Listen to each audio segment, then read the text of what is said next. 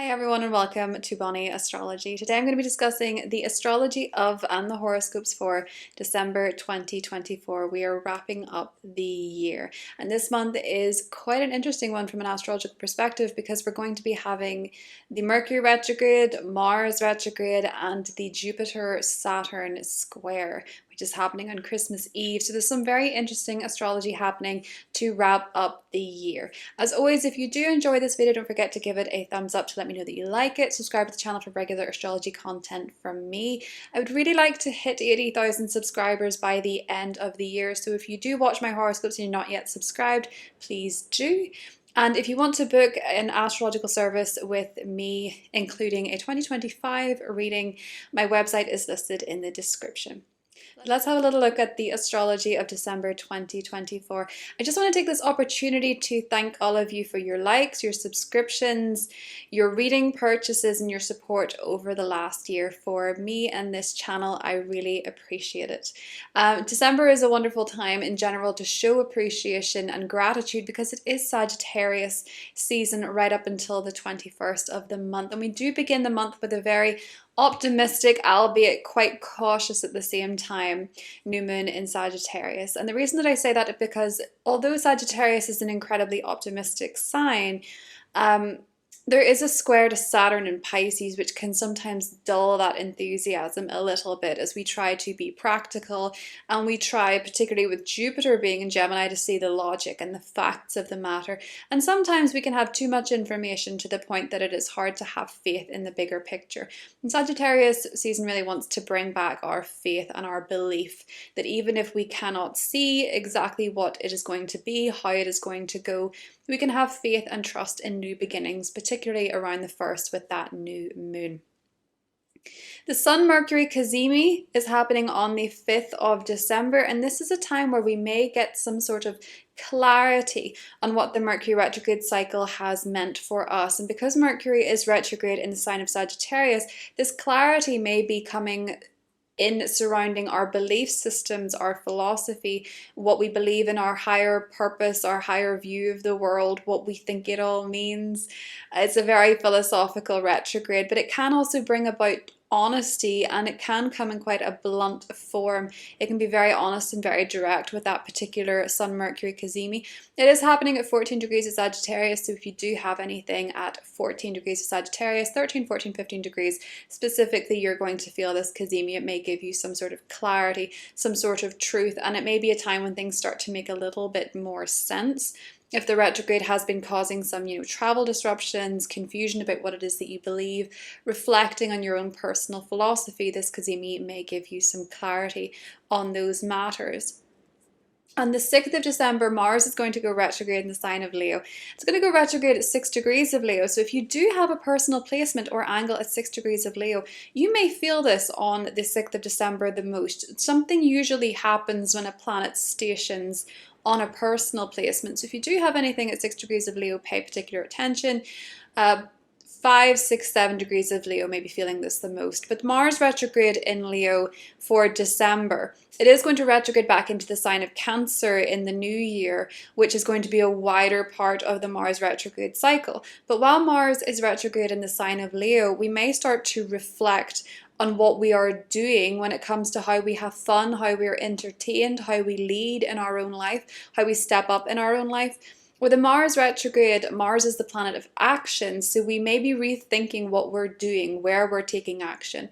It can dull our enthusiasm to initiate anything new. It's not the best time to begin a new project.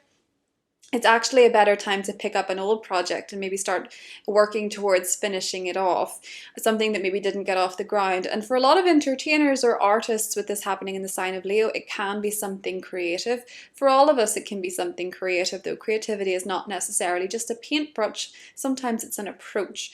So we might want to repair things that are not working in our lives. We might want to revamp something, maybe your furniture, maybe your clothes. It can be a time when you're wanting to redo something in your life in general. I will say with Mars retrograde, be very mindful of choosing your battles. Those who initiate battle during a Mars retrograde usually lose.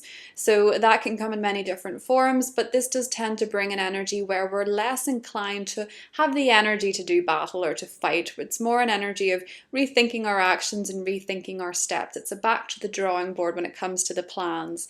And because this is happening in the festive season and Mercury retrograde is going to be right up until the 15th, particularly between the 6th and the 15th, as it is holiday season, if you celebrate this time of year, this can be a time where people like to make a lot of effort and do a lot of things and commit to a lot of plans and cook a lot of dishes and decorate a lot of rooms, but do a little bit less this time around. These are in fire signs, these retrogrades, Mercury and Mars. So where we're pushing against the energy too much, we can actually find that we get a bit more burnt out. And I think with this being the festive season and the holiday period, it's a really good time to do a little bit less. You know, you don't have to make everything from scratch. You don't have to make everything fresh. It can be, you know, if you have the energy, putting something in the freezer. It can be, and bringing it out later. Or it can be store buying something. It can be maybe not spending hundreds of pounds on Christmas lights.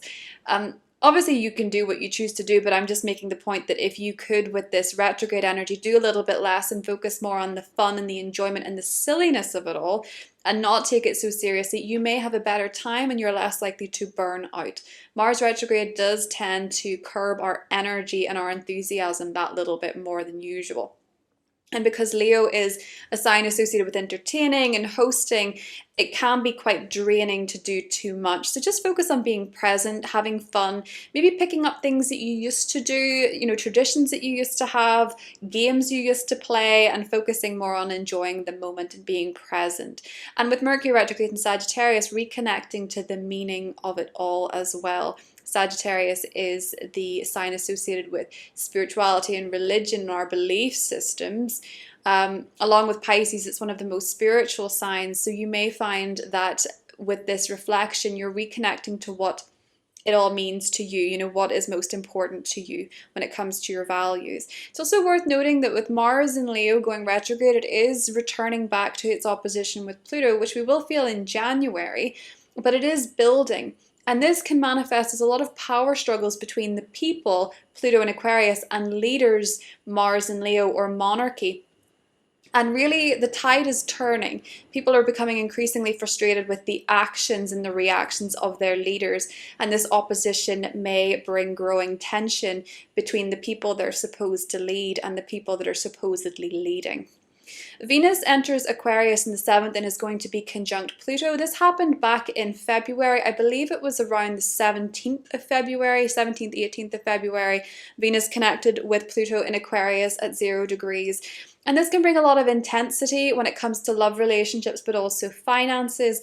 This can bring a need for change in these areas. And in the sign of Aquarius, this may be that when it comes to romance, you could find yourself in a friends to lovers or lovers to friends situation, or finding love online, or it can also draw attention to parasocial relationships. That might be something that's coming up around the time of the Venus-Pluto conjunction.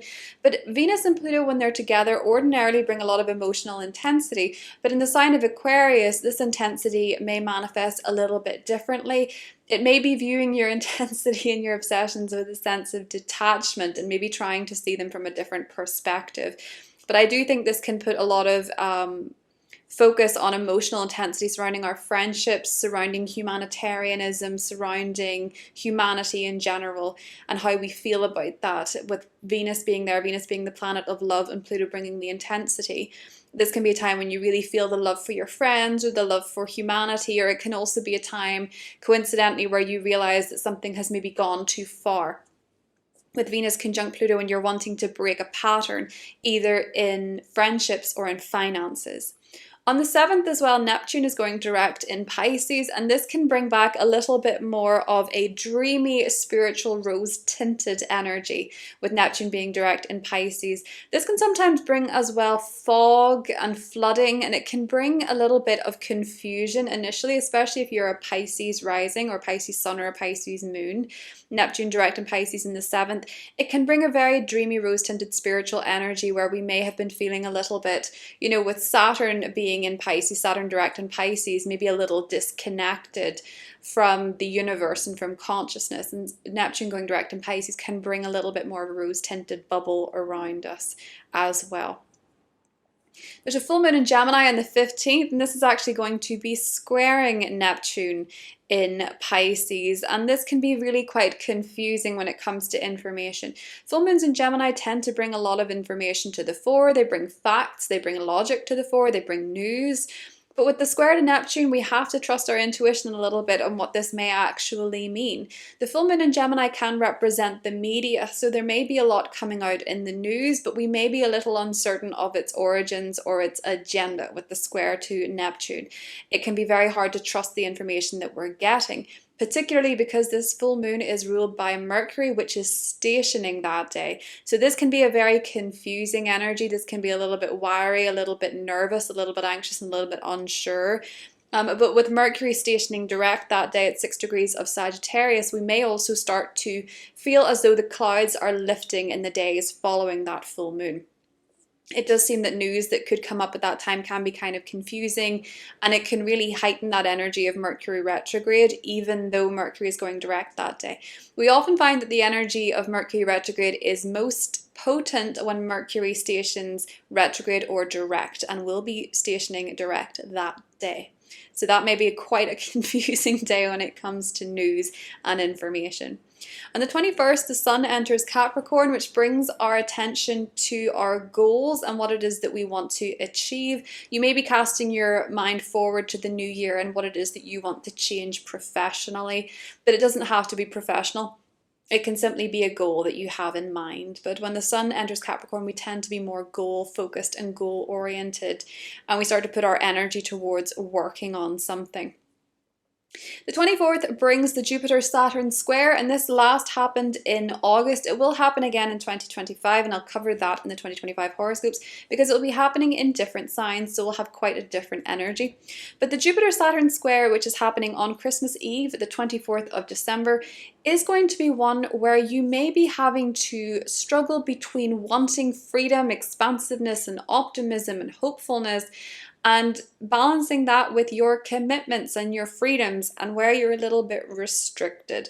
These areas can clash. So in some instances, you may be feeling like you want to travel, but you're needed at home to cook something, or you're trying to express your belief systems, but you find that there's someone who's a little bit of a dulling effect on you expressing your beliefs and expressing your hopes and desires for the future. It can be this confusing energy between wanting freedom and appreciating your commitments and trying to find some sort of balance between the two, which because of the square can challenge you to make changes that you ordinarily wouldn't do.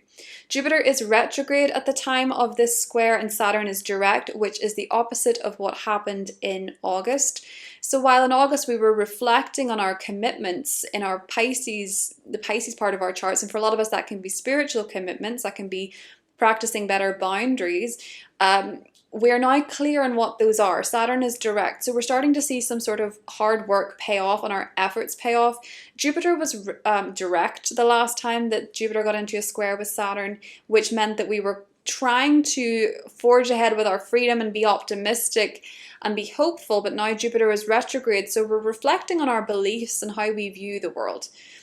So this one can feel a little bit more, it can lean a little bit more towards wanting to honor our commitments and our responsibilities, while also reflecting on our perspectives of them and our perspectives of the world. As I say, this month with Mercury being retrograde in Sagittarius and Jupiter being retrograde in Gemini and them having this mutual reception, it can be that through these reflections and what we believe and how we view the world, that we start to see things from different perspectives. We may start to be more open to alternative perspectives or alternative beliefs, or maybe open ourselves up to a different way of viewing the world or viewing our life and our relationships. We wrap this month up with a new moon in Capricorn on the 30th of December. And this one is going to be ruled by Saturn in Pisces, and Saturn is going to be direct and in a sextile to this new moon. And this is also a blue moon, as it's the second new moon happening this month in the calendar sense. So this new moon is going to be a great one for setting goals for the new year, setting intentions of what we want to achieve, what we want to work towards, particularly if it is a professional sense. A lot of people may feel more inspired under this new moon moon to consider a new job, to consider a new profession, or to begin working in a different way, regardless of within what context that takes. So working on something in the home, working on something in your personal life, working on something that you're building or you're creating. It may be a case that for a lot of people, this is also about setting better boundaries spiritually and energetically, with Saturn being in the sign of Pisces. But I think for a lot of us, this is going to be a good new moon to set some intentions for the new year, to set some goals for the new year, and to maybe rethink our strategy and what it is that we want to work on. As I mentioned before, Mars is going to be retrograde at this point, which means it's harder to take direct action on initiating. It does not mean that it is not possible. But it may be a wonderful month to focus on conserving your energy a little bit more and setting goals with a plan while not necessarily going in all gung-ho. You can still set intentions, you can still make plans for the future, but this is a good month to focus on resting up and conserving your energy and being present and in the moment, with Mars being retrograde in Leo. So as always, I'm going to pull a tarot card for the month of December. I'm also going to pull a Seasons of the Witch Yule Oracle card as well. So December 2024. The Knight of Wands, adventure. Focusing on adventure. It is Sagittarius season, having fun, being in the moment, being present, being excited, being enthusiastic. As I say, with Mars and Mercury retrograde, it can be harder to initiate things. It can be harder to begin new projects and put all our energy into things we ordinarily would. But it is a month to be present, to be focused on being in the moment, to be grateful, to be optimistic, and to be hopeful, with it being Sagittarius season and that being the energy of the Knight of Wands. If you can plan a trip or adventure, particularly because of the new moon in Sagittarius, I would suggest that you do so. It does not necessarily have to be foreign travel. An adventure can be of any kind. You just have to have the spirit of adventure with you while you do it. So let's get an oracle card from the Seasons of the Witch. This one is so pretty. You can see the green. Okay, so December 2024. Star. Follow the stars, for they know best. Very good for astrology fans. Not too light, not too dark, a shimmer of what is coming next. That's very cute. A lot of people, I suppose, in December will be looking for their, looking towards the new year and what the stars have in store for them. I will have a 2025 video going up to cover all the zodiac signs, but this might be a really cute month to look into your horoscope, look into your stars. Obviously, in the biblical sense, the wise men followed a star. It guided them to where they needed to be. So this may be a month where you're trusting in something bigger, trusting in something beyond what you can logically explain to help guide you. This is a month about choosing faith and being hopeful and optimistic, even if you don't know the details of what exactly it is that you're going towards or how it's going to manifest. Trusting in new beginnings and believing in yourself and believing in the universe seems to be the energy of December. That's what I have for this month. I hope you all have a beautiful month, and I'm wishing you a very happy new year. Talk to you soon. Hi Aries, welcome to your horoscope for December 2024. I hope you're all doing really well. So Aries, the main thing that I want to mention for you this month that really stands out is that Mars, your ruler, is going to be going retrograde. This happens every 2 years, and when it is your ruler, you're one of the most impacted signs alongside Scorpio, who shares Mars as the traditional ruler.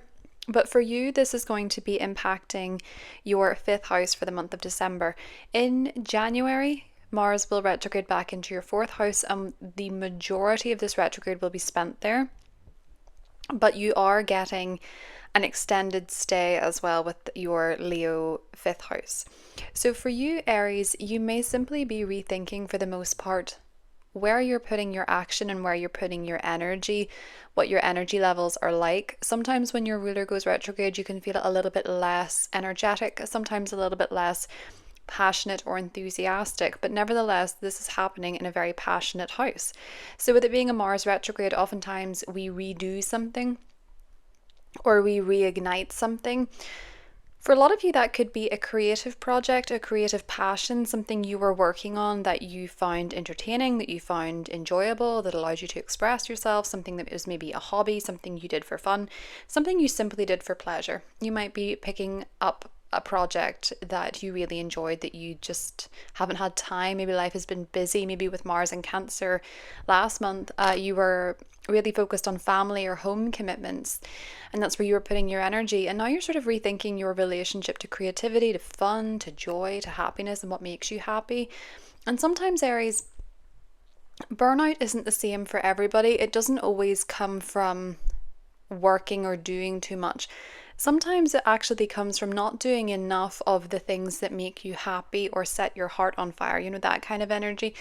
It might be that you're not getting enough fun. So with Mars retrograde in your 5th house, maybe you're rethinking your relationship to fun and how much of it you have and how much you enjoy yourself. As I say, you may have other commitments, but this might be a time when you're thinking, actually, do you know what? It's better for my energy levels if I'm doing more of what I enjoy. And I used to enjoy this, so I'm going to pick it back up. Mars can bring some trouble where it goes, so there can be, arguments or frustrations with children in your life. You might also be rethinking how you raise your children, how you look after your children, or particularly this month, because there's going to be an opposition with Venus. How you and your partner share responsibilities for children could be something that comes up as well. But your kids may be more prone to temper tantrums at this time. Or they may be acting in a way that is more frustrating to you. It can also be a time romantically, so 5th house is to do with romance, where you may actually reignite an old romantic flame, or you may want to put the spark back into your romantic life.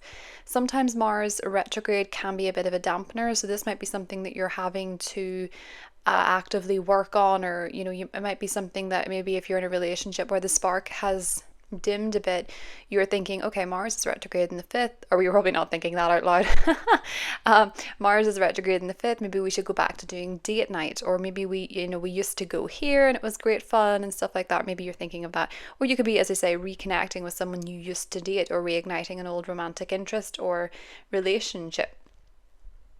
But this is a really good time to pick up on something that you used to enjoy, something that you used to love. A lot of this month for you, Aries, actually centers around your higher self, your higher mind, possibly higher education, your worldview, your religious beliefs. There's a new moon on the 1st of the month, so within the first week you may be deciding that you want to plan an adventure, plan a holiday, plan a travel experience. It could be a time when you're just seeking adventure. It doesn't have to necessarily be travel, but you're seeking adventure in a new way. You're more open to the energy of it. Some of you might return to somewhere that you traveled prior because of the Mercury retrograde in your 9th house, which is there until the 15th. But this can be a time where maybe some of you are getting a visa, some of you are getting travel documentation, a new passport. You might be getting your passport renewed with Mercury retrograde in the 9th. It could be for some of you that you're embarking on higher study, or you could be retaking an exam, or retaking a course, or redoing coursework, or you could be finally getting around to finishing that course that you were taking online, or something of that nature. Aries, there's a lot of focus in your 9th house, so you're probably wanting to expand your mind, expand your horizons, learn more. And you might be learning something that used to be good fun for you. For some of you, it could be, with Mars retrograde in your sector of fun, you might used to find traveling really fun, or learning really fun, or studying really fun, and maybe you're picking that up again with all the retrograde energy that's happening this month. I will say for you, Mars and Mercury are both retrograde in pretty auspicious houses. So for you, picking things up from the past might actually be pretty beneficial to you in the long run as well, Aries. Things get pretty social from the 7th when Venus enters your 11th house. It is getting off to a conjunction with Pluto. So you might notice when, we're getting settled into this new Pluto and Aquarius energy, there could be some element of whatever was going on in February in your life, because there was the Venus-Pluto conjunction in Aquarius back then around the 17th.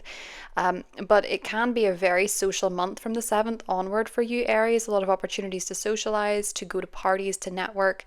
The conjunction to Pluto makes me think you might be connecting with some people who are maybe a bit intense, or maybe they're quite passionate, or maybe they're people who are quite powerful or magnetic in your social circle, particularly around the 7th. Neptune's going direct in Pisces, your 12th house, on the 7th as well. And this can, when it comes to your healing and, your inner world, your mental health, you might be sort of wanting to Incorporate more spiritual practices into your day-to-day life, Aries. So that can be meditation, that can be reading your tarot cards every day. Some of you might be deciding that you actually really want to embark on a new journey of healing with Neptune going direct. Maybe you've got some clarity on your self-undoing or things that are not working for you. And with Neptune being direct, you sort of feel more hopeful at tackling some of these issues. But for a lot of you, this day could simply bring quite profound dreams that give you a sense of what's going on with you in your subconscious. Neptune in Pisces is an energy that you've been dealing with for a pretty long time. It's been there since 2011.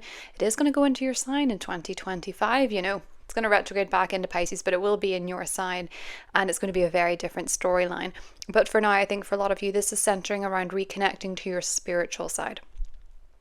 There's a full moon in Gemini on the 15th, and this is likely to bring you some news, Aries, some information. It can be kind of confusing. I would be mindful of it. There's a square to Neptune, and it's the day of the Mercury station. And Mercury rules this full moon. And when Mercury stations, it sort of amplifies the Mercury retrograde energy. So misunderstandings, miscommunication, travel delays. For a lot of you, this could be to do with your car, your commute. This might be a day where a car is not going well.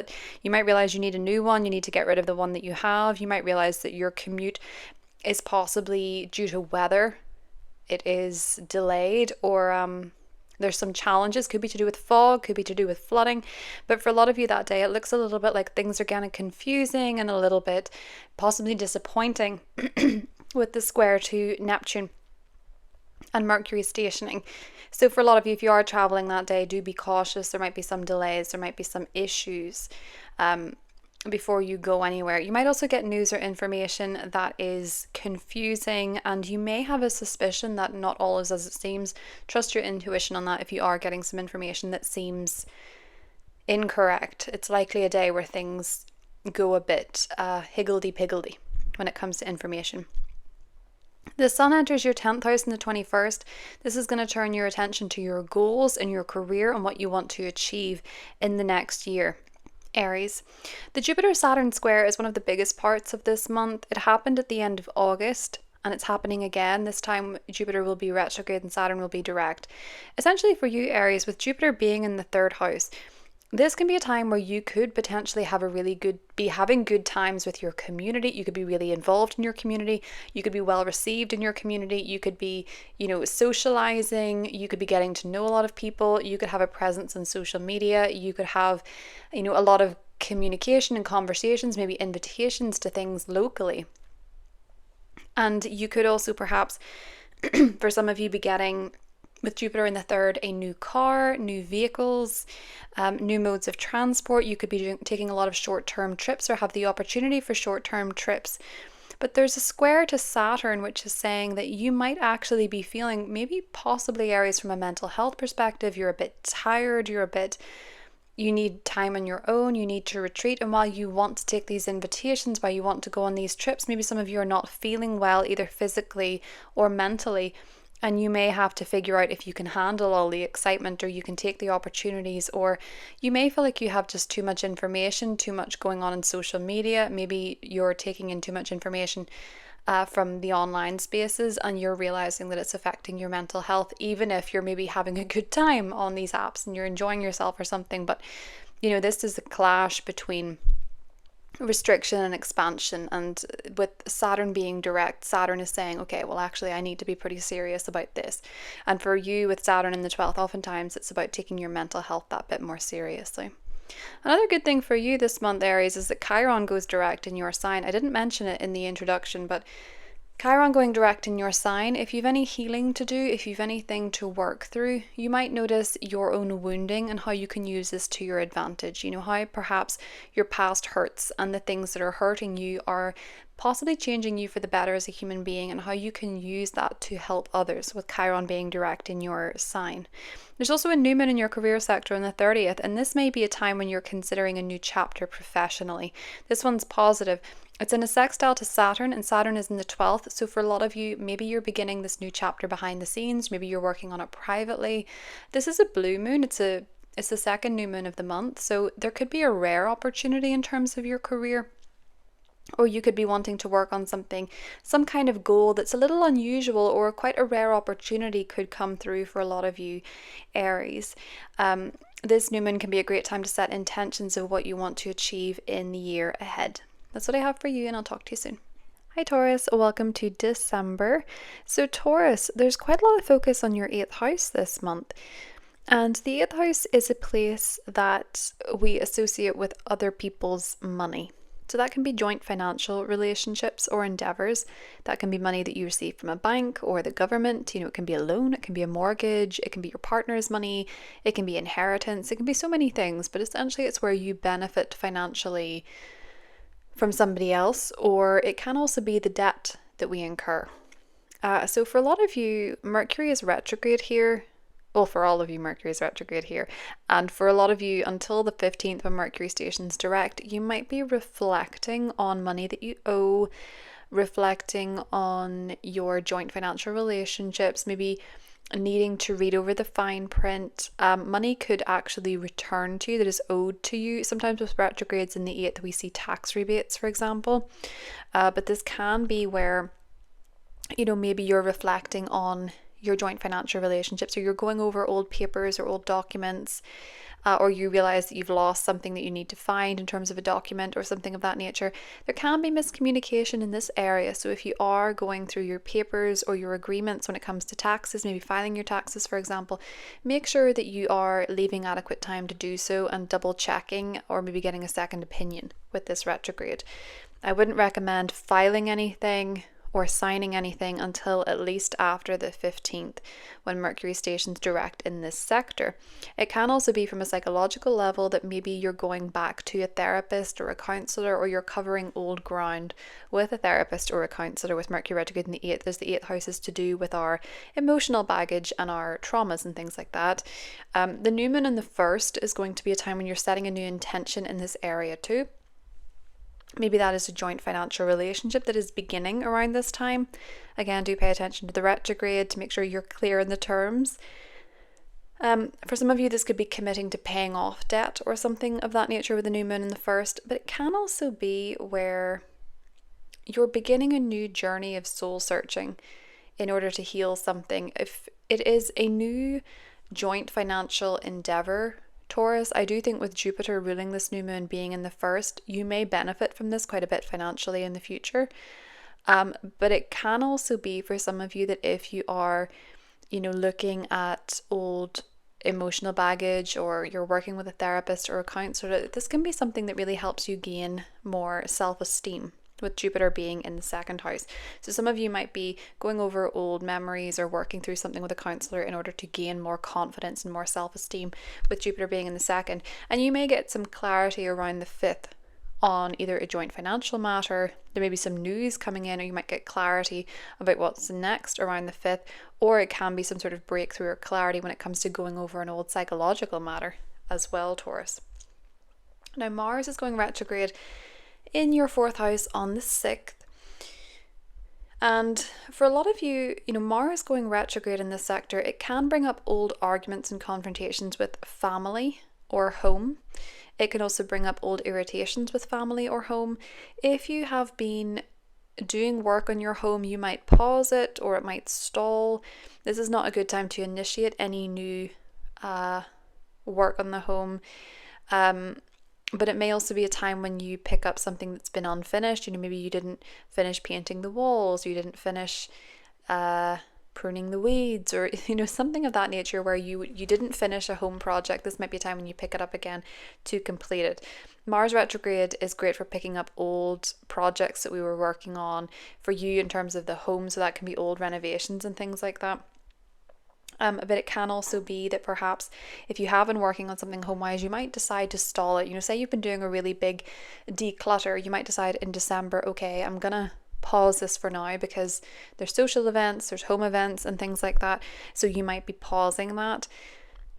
You might also think of old conflicts with home matters or family members, and you might think about what you could have done differently. Maybe what you could have done better in some instances for you. It's not a great time to initiate any kind of conflict with home or family matters, because Mars retrograde is a time where you will lose if you do but it can bring some challenging energy to the home and the family.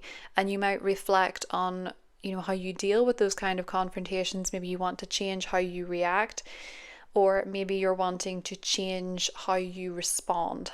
With Mars retrograde in the 4th house of home and family, it can test your patience a little bit with loved ones or family, or they can be a little bit more irritable at times as well.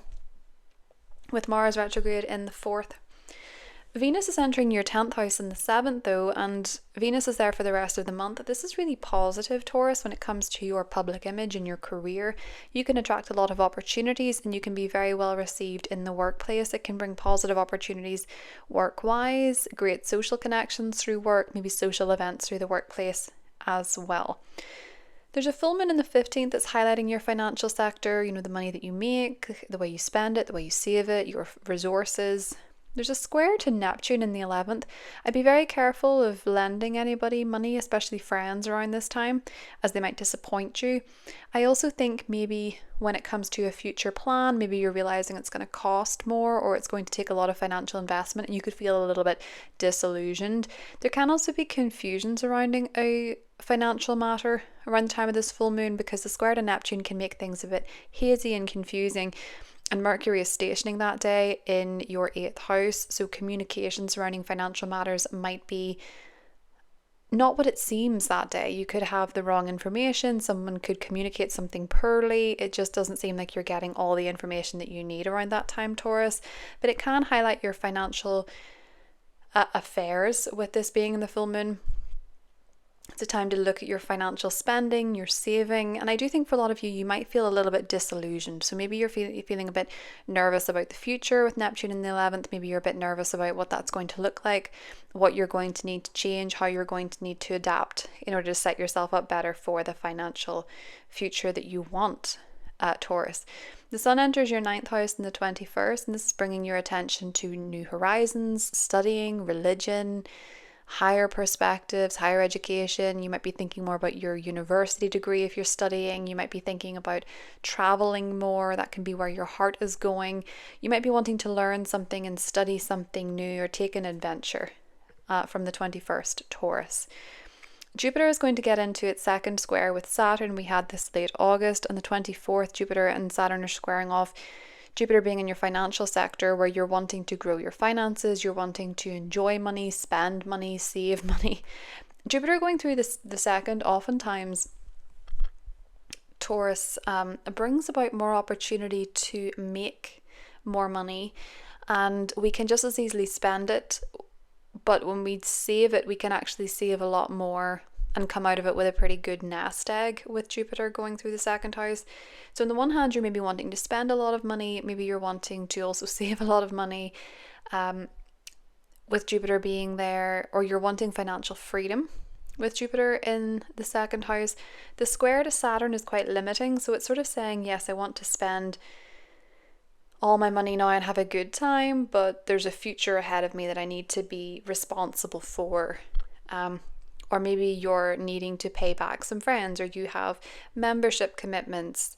Or I think for a lot of you, it's really thinking about what your financial future is going to look like, and maybe trying to be a bit more responsible with your decisions now, or a bit more responsible in terms of finding the right solutions. They may require you to make commitments that maybe you just don't feel like making. Maybe some of you are living with Uranus in your 1st house, you're living quite freely and you don't want to commit to a full-time job, but that would make you feel more secure. So you can be having trouble navigating what financial freedom and lifestyle freedom looks like to you, Taurus. There can be a frustrating tension between your freedom and your responsibilities with this square. There's a new moon in your 9th house on the 30th, and this is a blue moon, so there might actually be an opportunity to travel that is kind of unexpected for you. It could be something a little bit different. It could be something that is a little bit out of the blue, perhaps, for you to take a trip, to go somewhere new, to maybe for some of you it's studying something, to take a course, maybe even to teach a course.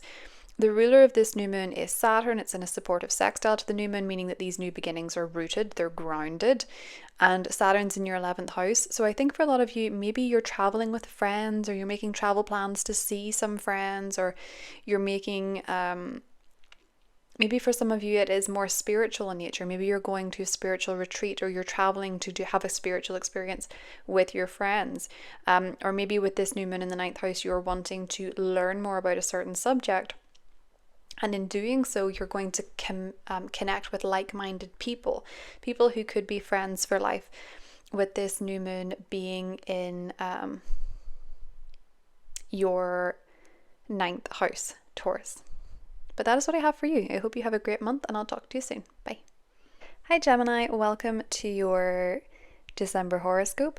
Gemini, there's a lot of focus on your relationships this month. So whether that be your romantic partner, your life partner, an enemy, the seventh house is also enemies, your spouse, a long-term relationship, a significant connection in your life, there's a lot of focus on how you relate to other people. There could be a new relationship coming into your life this month, particularly around the first 3 days of the month, as we have a new moon in Sagittarius on the 1st, and this could bring in a new relationship to your life, Gemini. But it can also be changing the way that you relate to other people in general, because the ruler of this new moon is in your first house of self. So maybe you're reconsidering the way that you do relate to other people, the way that you show up for other people, the way that you show up to your relationships, what you need in relationships as well. If there's a new relationship forming in your life, you may very well be initiating it with Jupiter in the first house. But you may feel a little bit like there are some constraints to this relationship, some obstacles to overcome thanks to Saturn being in the mix with this. But there could be a new relationship forming in your life of some kind around the time of the new moon, Gemini. However, it may be a reset on an old relationship. Mercury is in retrograde in your 7th house until the 15th, and this can simply mean communicating with other people is a little bit difficult at times. You're more likely to suffer from misunderstandings, miscommunication. There can be tension with another person based on communication issues. You might have said something, you don't realize what you've said, but they're kind of upset, and it can be a little bit confusing at times with this one. It does feel as though when it comes to how you communicate, it might be something that's up for review in general, how you address to other people, what the boundaries are, and you may have some tough interactions with others that helps you rethink how you communicate, or also how you want to be spoken to, and what is and isn't okay for you, Gemini. The sun is in your relationship sector until the 21st, so it does look to be a big center of your life until then, focusing on a key relationship. You might have more disagreements with your partner than usual, or just miscommunication, or it can be harder to get clear, straight answers, although there is an opportunity with the Cazimi on the 5th to get some clarity on a communication issue, or to realize what is going wrong in a particular dynamic. Mars is going retrograde in Leo on the 6th. So for you, Gemini, Mars retrograde in your 3rd house, it is a time where you may consider it's again putting a bit of focus onto your communication, particularly verbal spats, and maybe this can be a time where you could be a bit more argumentative or a bit more blunt, or you could find it easier to speak it from a place of anger. It might blurt out. This with Mars retrograde can be quite difficult because it can start arguments that are not productive, that you cannot win, that you wish you hadn't started. So I would be mindful and just sort of remember to breathe. You are a Gemini.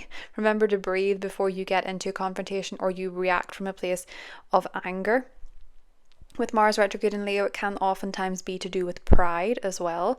This can be a time though where you find journaling your angry thoughts to be quite therapeutic. But again, with Mars being retrograde here, just be very careful that you don't leave it somewhere where other people can see it.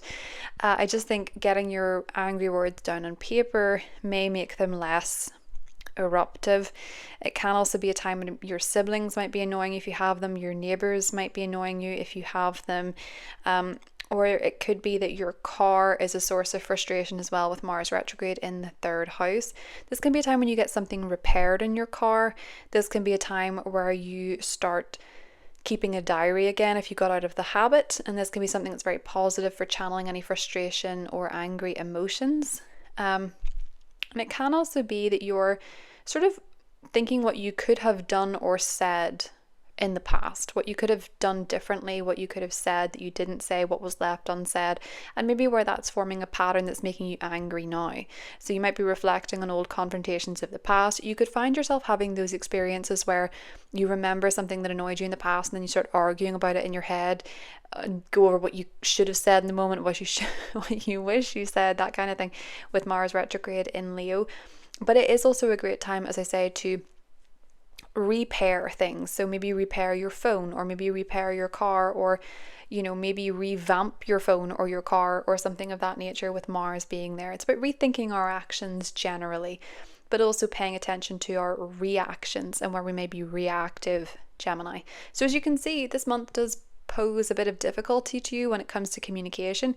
You're more equipped than any other sign to deal with this though, as a Gemini influence. Communication generally is your forte, so you may have an opportunity to look at, inward and see how you communicate, how you respond, how you react, and choose better choices. Essentially, make better choices is what I'm trying to say. See, Mercury retrograde's getting to me. I'm not a Gemini. It's getting to me.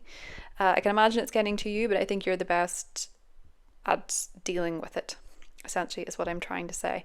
You can also find yourself getting that little bit more irritated with people on the phone or in social media or with your gadgets for acting up before the 15th. Gemini. So good news, let's get to that. Venus is going into Aquarius, a fellow air sign for you. So this can make it quite an exciting time to travel. You could find that if you're in university or college or you're taking a course, you're having a better time with the people that you're studying with, that you're getting on with. This might be a time where you are connecting well with people in different countries, people from different backgrounds. If you're traveling, it can be a lovely time to travel. For a lot of Geminis, Neptune's going direct in your 10th house on the 7th, so you might start to feel a little bit more idealistic or allowing yourself to dream when it comes to your career and your goals for the future. However, it can also be a time when you feel a little bit more like you want to escape your responsibilities in work, Gemini. And I also want to mention on that basis, Saturn is still in your 10th house and is getting into a square with Jupiter in your sign on the 24th. So in terms of wanting to escape your career, sometimes a lot of you might have a lot of commitments when it comes to your career and your job and your work. You might feel like you're working very hard. You might find you're having to take on more responsibilities. For some of you, it's a leadership role. For some of you, it can be the opposite end, where maybe you're out of work and you're not having much success in the job front. Saturn tends to bring about responsibilities and commitments and the opportunity to advance through hard work, but it can just as equally bring about restrictions, and sometimes it can put you out in the cold for a little bit. So I want to be mindful of that when I'm explaining this. You may feel responsibilities, commitments, or limitations when it comes to your career, and you may be finding this very difficult because you want to be free, you want to be optimistic, you want to expand personally, you want to grow. Some of you may be more focused on your personal freedom and just wanting to have a good time and enjoy yourself and be optimistic. And work may be calling, or you might have more responsibility. Maybe some of you want to go traveling, or you want to take more time off for the holiday season, but your boss is saying, hey, I actually need you to come in because I can't do this. Or your boss could step down and then you have all this work to do, or something of that nature. Or you're wanting to have a good time, but you also realize that you're committed to a job search. Whatever the case may be, Gemini, you may find that your personal freedom and your personal expansion is stifled a little bit by commitments at work, or maybe even to family or people in positions of authority. There's a full moon in your sign on the 15th. So this full moon is possibly quite an emotional one for you, Gemini. It is illuminating you and how you feel about yourself and how you feel about your life. So it can be a check-in point. It can be quite an emotional one. But it's in a square to Neptune in your 10th house. And I feel like for a lot of you, as I say, you might want to be escaping your career, your job. You might be feeling a little bit disillusioned or disappointed with matters when it comes to career, or you may have something that you really want to do, or you really need to take care of yourself, and you might have to disappoint somebody at work. There can be a bit of confusion surrounding what you're doing at work around this time, or what your role is, or what's expected of you. but Mercury does station direct that day. So you're probably feeling a bit flustered, a bit fraught, a bit confused that day, but you'll notice the fog begin to lift as we progress forward in December with your ruler going direct, Gemini. There's a second new moon this month, making it a blue moon, and it is happening for you in your 8th house. The sun enters your 8th house on the 21st, and the new moon is on the 30th. For a lot of you, Gemini, you might be thinking more about joint financial relationships, your connection to your spouse, your partner, your mortgage, your loans, your debts, your inheritance. You might be thinking more about those different types of matters going forward. They might have your attention. You might also be more interested in the occult, or some kind of psychological healing as well with the 8th house.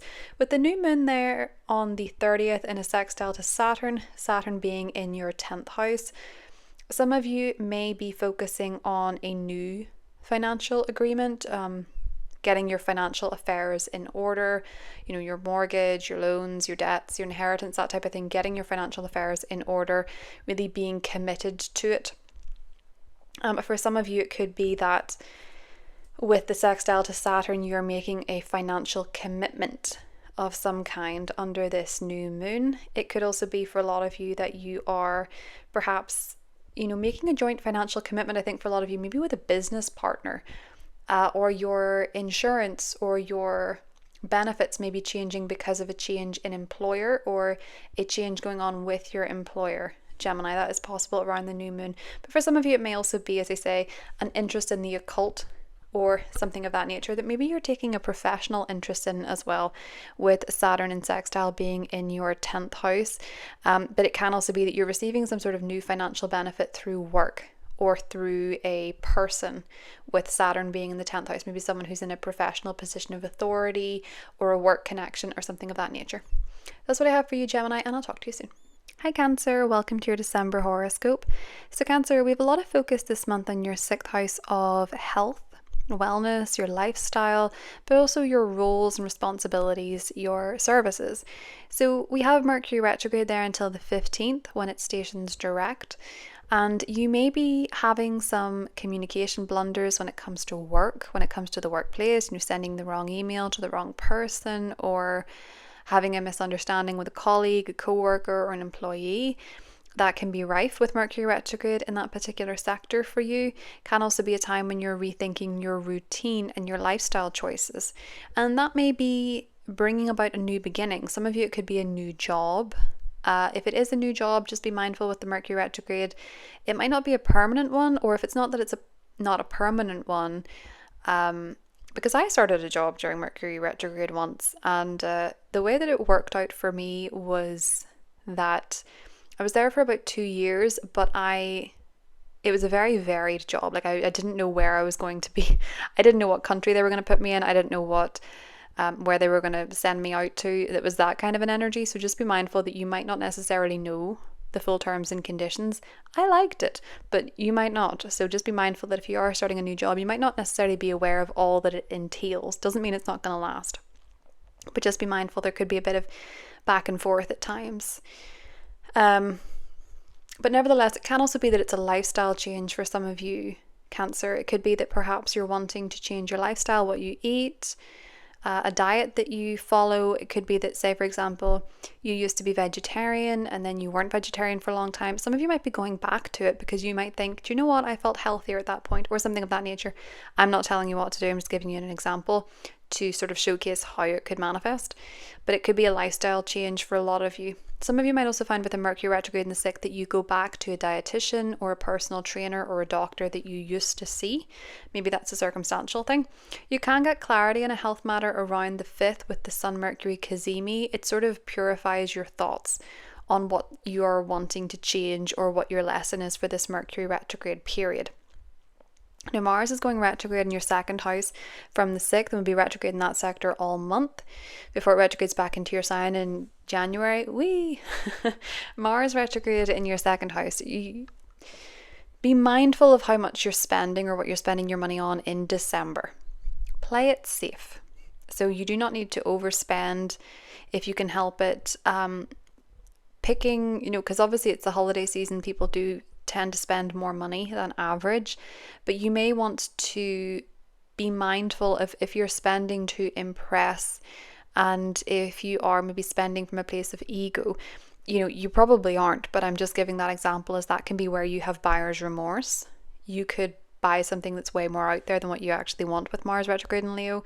This is a good time to repair possessions that you have that are broken with the second house. The second house can be possessions that you have, or revamp clothes that you already have, or maybe recommit to your savings, or recommit to making better financial choices and reflecting on your financial actions over the last year, and just sort of doing an inventory about what is and isn't working with Mars retrograde there.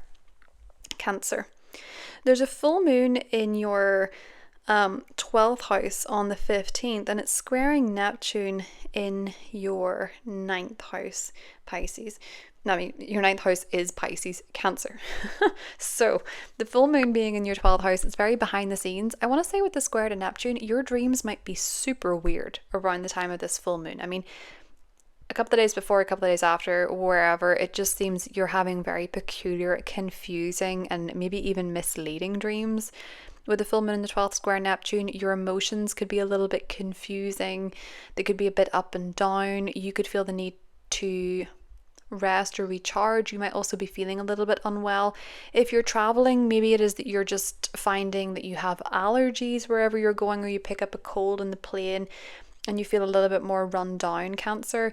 This is sort of a full moon to take it easy if you can, because you might be feeling a little bit disillusioned and just not yourself, and you might need some time to look after yourself and tend to your health and your well-being, especially with Mercury going direct in your 6th house that day. When Mercury stations, sometimes it amplifies the energy, so you could be finding yourself feeling a little bit run down and possibly a little under the weather, and maybe having some sleep disruptions or very peculiar dreams, Cancer.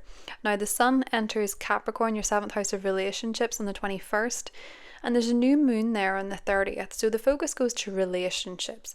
If you're looking for a new relationship in your life, maybe a new friend, maybe a new romantic partner, the new moon in Capricorn on the 30th is a great time to set those intentions, Cancer. It's in a sextile to Saturn in your 9th house.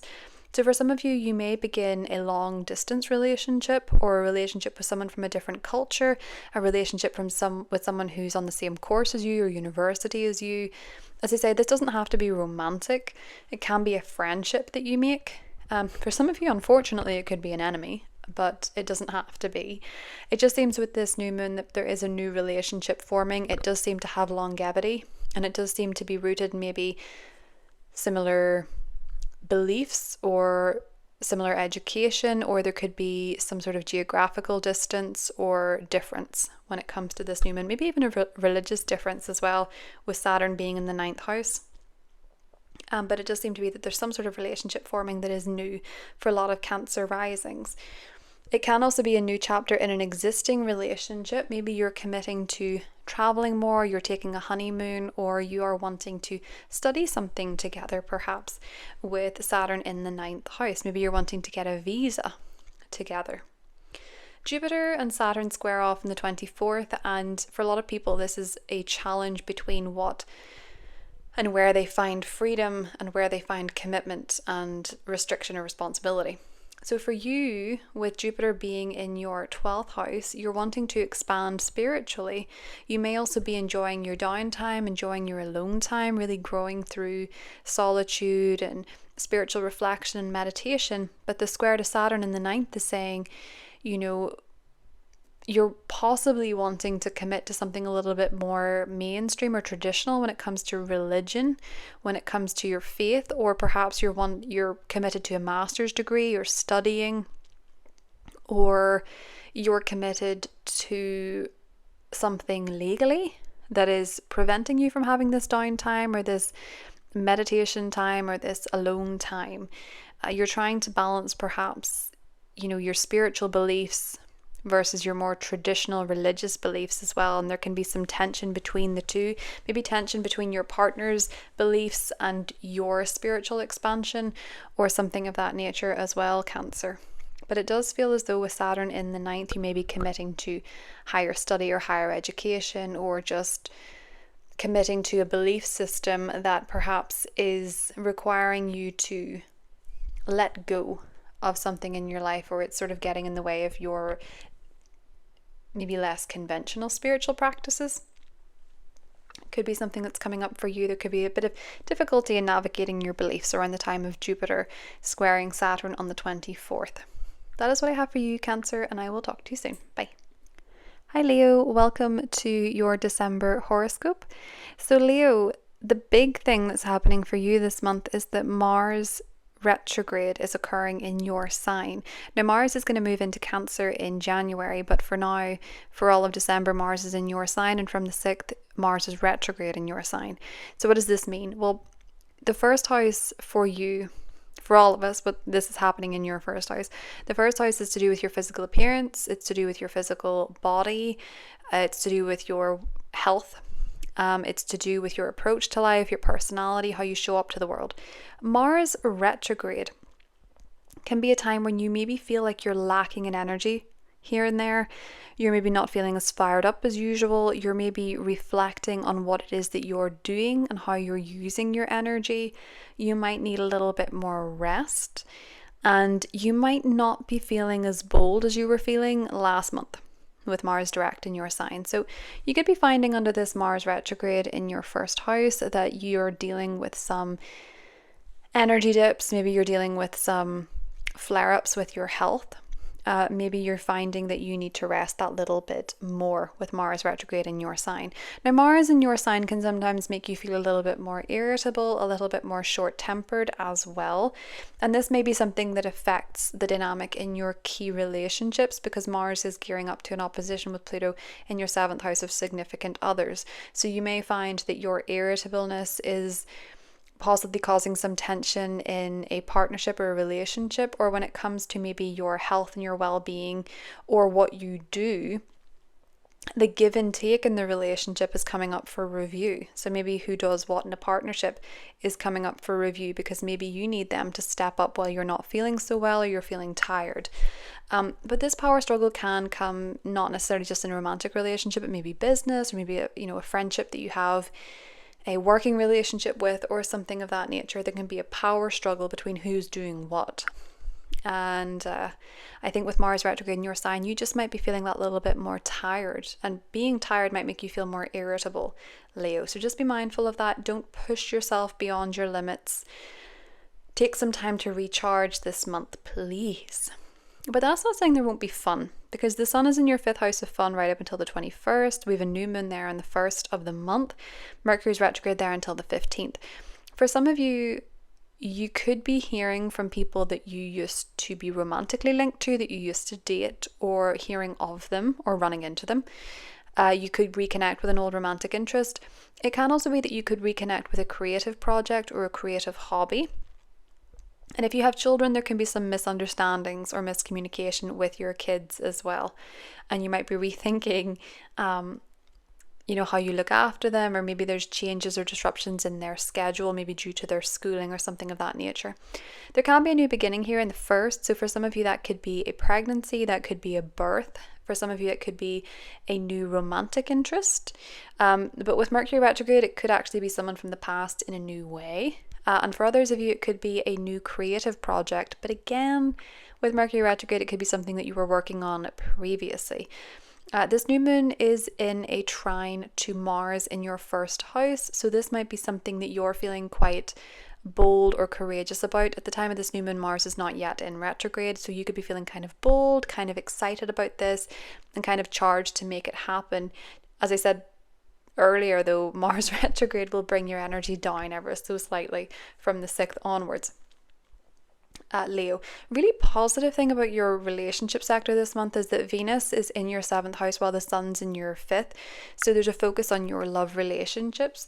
Venus going through your 7th house from the 7th for the rest of the month can be a really positive time for your relationships in general, whether they be, a romantic partner, a business partner,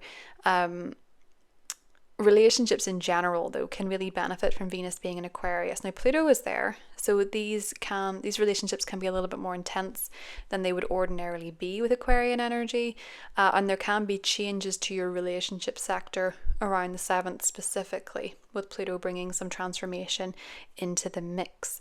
Now, there's a full moon in Gemini on the 15th highlighting your friendship sector, but it's a little bit confusing and foggy, because there's a square to Neptune in your 8th. You could find yourself being a little bit triggered or disappointed by a friend, but not necessarily knowing why. It could be a little bit of a confusing, energetic vibe. You could feel you're a little bit unsure of them, or a little bit disappointed in them, or a bit confused about them with Neptune being in the 8th house. It does feel, when it comes to your friendships around that time, miscommunication is quite possible. It's not a good day to focus on getting your point across or trying to communicate details, as Mercury is stationing that day in your 5th house, especially if it's about a party or an event, because there can be, miscommunication, travel delays, misinformation, that type of thing. The day that Mercury stations ordinarily is one of the most Mercury retrograde type of days. But from the 16th onwards, you'll start to notice that communication is really improving, Leo. And things feel a little bit easier from a creative and artistic standpoint as well. You've clarity on where you're going, or it's easier to communicate with your kids, or it's easier to communicate in the dating world with Mercury direct in your 5th house, and also Venus going through your 7th as well. The Jupiter-Saturn square that's coming up on the 24th is an interesting one for you. Jupiter is in your friendship sector, your social sector, which can bring a lot of opportunities to socialize, to go to events, to network, to be seen, to meet a lot of different people. But Saturn squaring Jupiter in your friendship sector, in your social sector, Saturn from the 8th house, maybe you have financial commitments that are holding you back from going to everything. You have a mortgage, you have debt, you owe somebody money, you owe your partner money, you have financial commitments, or you have responsibilities that are holding you back from going to every party or every event. Could be a case around the 24th. Or you might find that some of the friendships that are presented to you, are they really good for you on a psychological level? Do they encourage good habits, or are they helping you fall into old patterns? Is something you might be thinking about, Leo. The Sun entering Capricorn on the 21st. This is your 6th house. This is putting your focus and your attention to your work, your responsibilities, and also your health. From the 21st, with the Sun in your 6th house and Mars retrograde in your 1st, please prioritize your health. Please put your health first. You might decide that you want to change something or initiate something new when it comes to your health and your well-being around the 30th, because of the new moon in your health sector in a sextile to Saturn in your 8th. You might be realizing that you really need to look after your well-being, possibly also on a psychological level, possibly also on a working through some baggage level. It can be a case where, with the new moon in your 6th house, because of the sextile to Saturn, you're wanting to commit to something new, health-wise, dietary, lifestyle, or maybe for some of you it's also wanting to commit to a new job that maybe has better benefits, maybe insurance, healthcare, things like that. You might want to start looking for a job that offers you those things, or you might be beginning a new chapter in your existing role where you get maybe more benefit from the company or something of that nature with the sextile to Saturn. But that is what I have for you, Leo, and I will talk to you soon. Bye. Hi Virgo, welcome to December. This is your horoscope for the month ahead. So Virgo, we begin the month with a new moon in your home and family sector. There may be a new addition to your family. Maybe there's a birth in your family. Maybe there's a reset in a relationship that you have to a family member, maybe a new beginning. It could be a case that maybe you're getting a new home, or you're beginning the process of looking for a new home or redecorating. Now, word of caution, Mercury is retrograde in that sector until the 15th. So you might want to reflect a little bit before you signing the dotted line before you make a formal agreement. You might want to reflect on what it is that you want from a home, how you want your home to feel, how you want to live in your home. If there's anything in the home that needs to be, any loose ends that need to be tied up, you might be reflecting on your communication with your family. There could be miscommunication with family members. Be very wary of the family group chat, what you're putting in it. You might send the wrong thing. There can be a bit of back and forth discussion with family about an event, and details might be missed, and there can be miscommunication with family members, essentially Virgo. I also would not goodness. Mercury retrograde is getting to me. I also would not recommend hiring new people that you don't know to work on your home before the 15th, because there can be delays if they start anything or initiate anything. You might not be sure who you're getting, what they're doing. They could be notoriously a bit unreliable with Mercury being there, so be mindful of that. If it's someone that you've known a long time that's done lots of work in the home, it would be rather normal, but hiring anybody new is not recommended. This can also be perhaps a time where you're reflecting on your upbringing or your roots or your ancestry as well, Virgo, with Mercury retrograde being here. But as I said, the new moon on the 1st, it's ruled by Jupiter in your 10th house. So perhaps for some of you, you're thinking of your working from home arrangement if you have it, or the work that you're doing on the home, or how this is going to help you professionally. So for example, because the ruler of this new moon is in your 10th house of your professional life, some of you might be deciding that you're going to start a job where you work remotely, or some of you may be upgrading your home office or something of that nature, or getting new equipment for your home office as well. Or if you're getting a new home or you're moving, it might be to have better job prospects or to work closer to the office for some of you. You may get clarity on a communication issue surrounding home and family matters around the 5th with the Sun Mercury Cazimi. If there has been any confusion or misunderstandings, this can bring clarity on what the issue is and can oftentimes represent a turning point. Now, Virgo, Mars is going to go retrograde in Leo on the 6th. Mars is going to be retrograding in your 12th house. So, you might want to rethink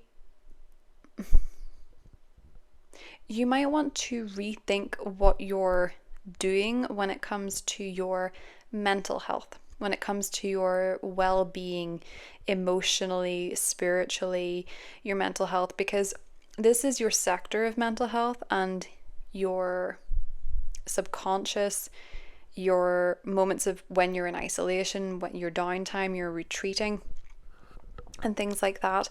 Mars retrograde here means you might have to rethink whatever you're doing to take care of yourself in this area. So some of you might be wanting to perhaps, especially because Mars is the ruler of your 8th, some of you might be wanting to reconnect to some kind of healer, someone who can help you with your mental health, or a counselor or a therapist or something of that nature, maybe that you've seen before, or maybe there's been a practice of wellness, maybe something that you learned with CBT, something that can really help you with anxiety levels or your mental health or your spiritual well-being, these different types of things. You might want to pick up something that used to work for you. You might also be repairing your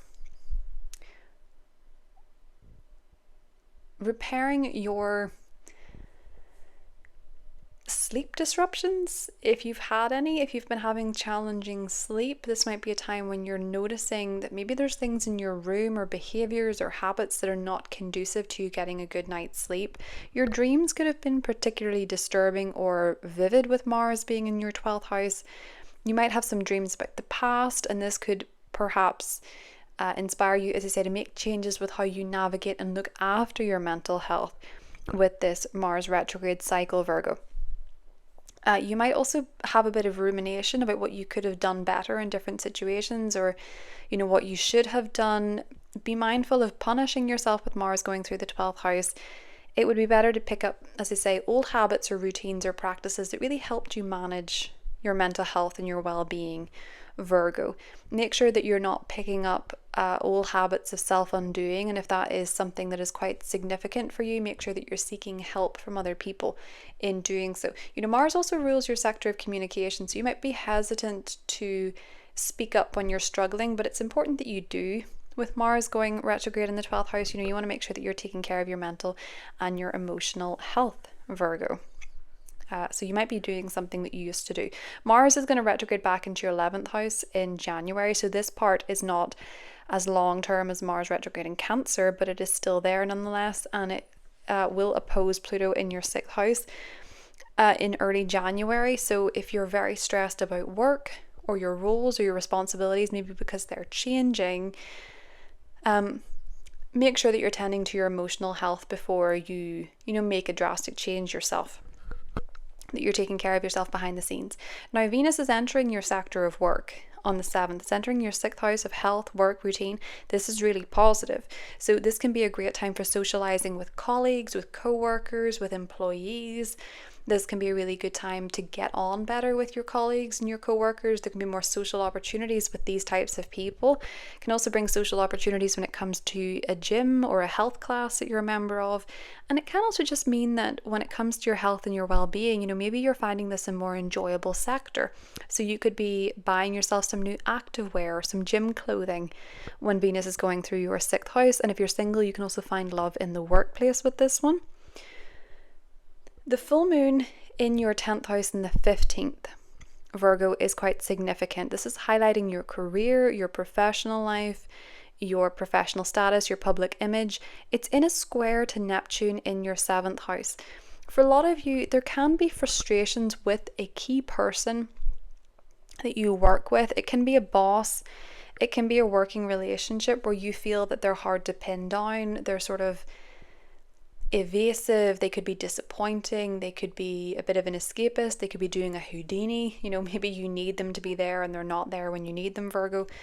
You could be emotions could run high when it comes to your disappointment surrounding a work situation or someone that you work with. You could feel a bit let down in the workplace, or you could just have your emotions running high when it comes to your career in general.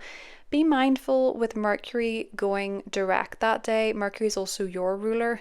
Mercury is going direct in your 4th house. You could be finding that that's just a day where communication is not good.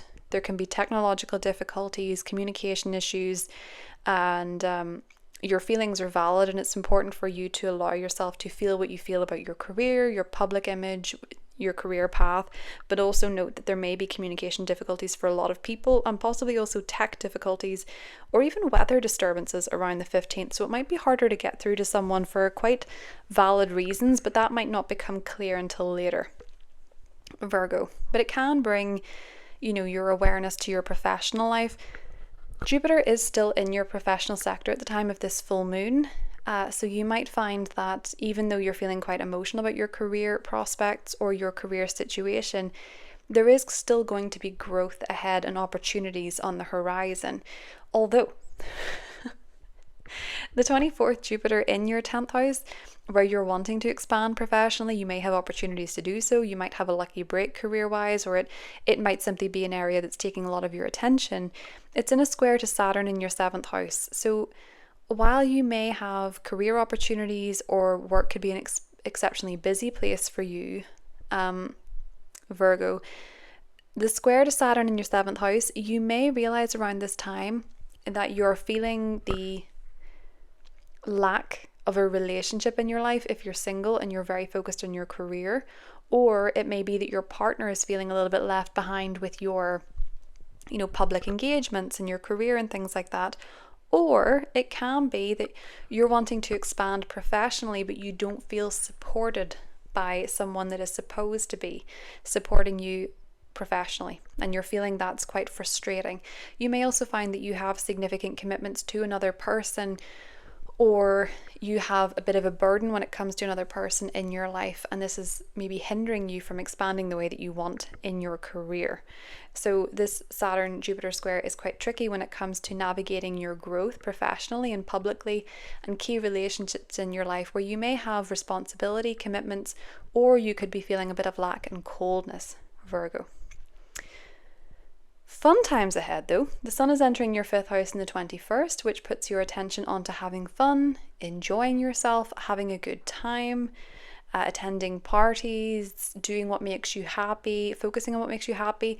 This is going to be the first time that the sun goes through your 5th house without Pluto in a very long time. So make sure that you're making the most of the light-hearted, jovial energy. There's also a new moon there on the 30th with a sextile to Saturn in your 7th house of relationships, Virgo. You could begin a new romantic relationship around this time that goes somewhere long term. You could also find for some of you that maybe there is you and your partner deciding to start a family together.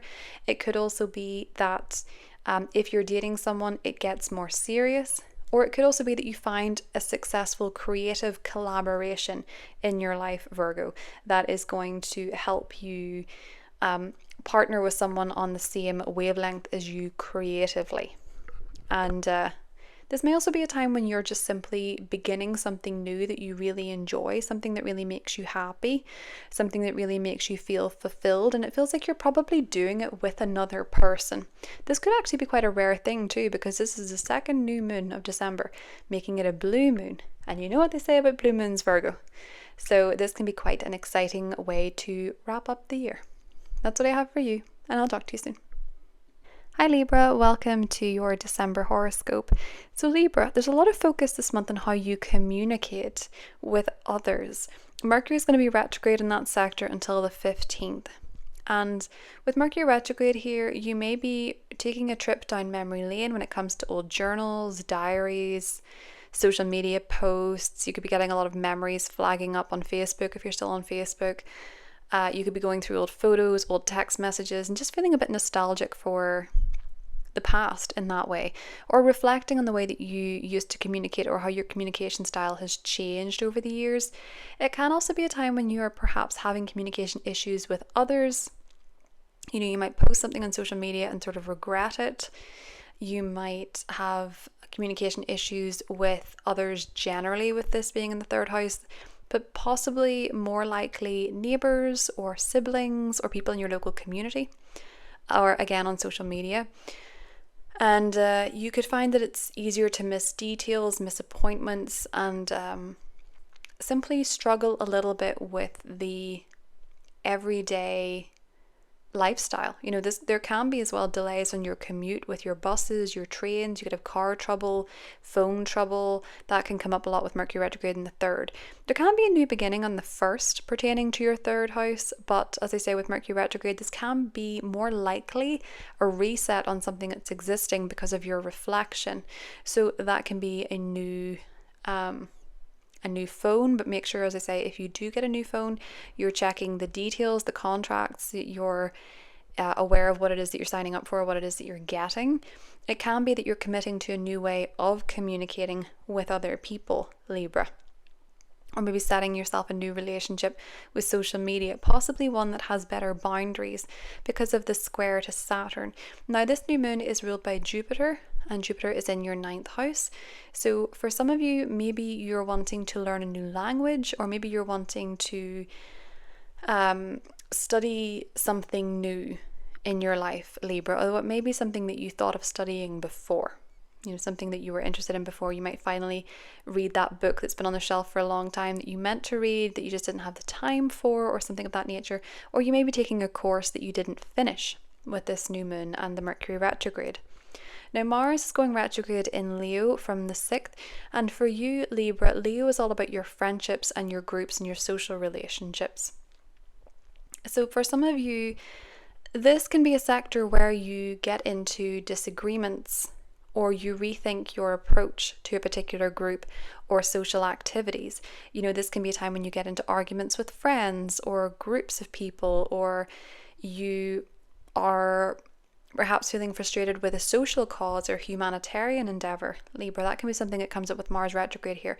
But you're going to want to rethink any actions that you're taking or initiating in this sector, because they may not go well.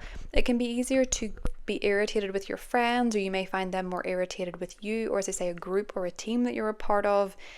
There is an upcoming Mars-Pluto opposition, Libra, which is happening in your 11th house, 5th house, axis. So you could be finding when it comes to groups of people that there are power struggles, that there are challenges within the dynamics or challenges within your friendships, or how you feel in a group, how you work in a group, how you operate in a group. You might be reflecting on what your actions are here, or what your work is here as well, Libra. And just how you relate to other people and groups of people, and how you deal with frustrations, conflicts, and angers might be something that you're better reviewing than orchestrating, I would say, with Mars retrograde here. With Mars retrograde, where we start confrontation, we oftentimes are the loser in the confrontation. So be mindful of that if you are feeling particularly annoyed with a friendship or a group of people. Venus is entering your 5th house in the 7th, and from the 7th, this is a lovely time for fun, dating, romance. It's a better time for your children as well, if you have them, getting on better with your children, getting on better with people that you're dating, maybe having more romantic interests if you're single, or going out on more dates with your partner. If you're in a relationship, it can certainly put the focus on fun and romance. Venus loves transiting the 5th house of a chart, so this can be a really nice time for you romantically, but also creatively and in terms of entertainment, going to the theatre, going to a nice restaurant, going to a concert, that type of thing, Libra. There's a full moon in Gemini on the 15th, and for you, this is going to be highlighting your 9th house of travel, visas, foreign locations, but also higher study, higher education. Now, this one is kind of confusing. You might have a bit of confusion when it comes to a travel arrangement, travel plans, when it comes to perhaps some legal arrangements as well. There can be quite a lot of confusion here, maybe because of something that's unclear work-wise or health-wise, with the square to Neptune in the 6th house. Mercury is also stationing direct that day in your 3rd house, and when Mercury stations, it tends to make the Mercury retrograde energy that little bit more intense, even if Mercury stationing direct. So there can be a lot of communication issues that day. It can be a bit wobbly in terms of information and clarity, particularly for you on 9th house matters. So travel, higher education, foreign affairs, but also higher education, university, college, and legal matters. These can all be matters that are highlighted, so something might come up around this time, but it might also be kind of confusing, and you might not necessarily be sure where you stand, maybe because of work arrangements or something of a health matter, Libra. It can also be confusing in terms of your belief system, because maybe it's not matching with your day-to-day reality, and that could be a little bit frustrating or confusing. The Sun enters your 4th house in the 21st and brings your attention to your home and your family, and we have a new beginning happening in that sector, Libra, on the 30th with the new moon in Capricorn, which is sextile Saturn in your 6th house. So you could be beginning a new chapter when it comes to a home or living situation, when it comes to a family matter, and this could be something that is good for your routine. So for some of you, maybe you're getting a home gym, or maybe you're getting, a yoga mat for your home so you can do yoga from home. Saturn being in your 6th house is about your wellness and your well-being and your commitment to that. Maybe for some of you, you're making changes around the home to better accommodate your health, or maybe even better accommodate your work or your routine, working from home, your working arrangements, that type of thing. Libra can come up with a new moon in Capricorn around the 30th.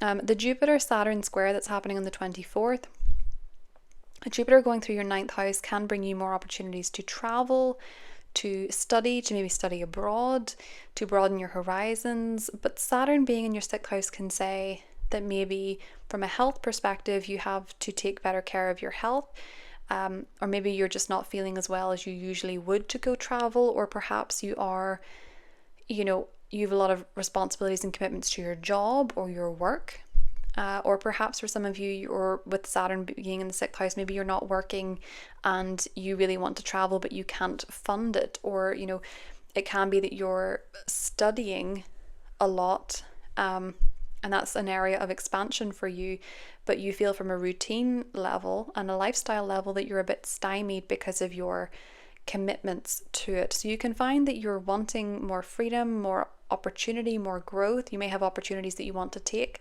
but you may have responsibilities in other areas that mean that you can't, or you have to delay them ever so slightly, Libra.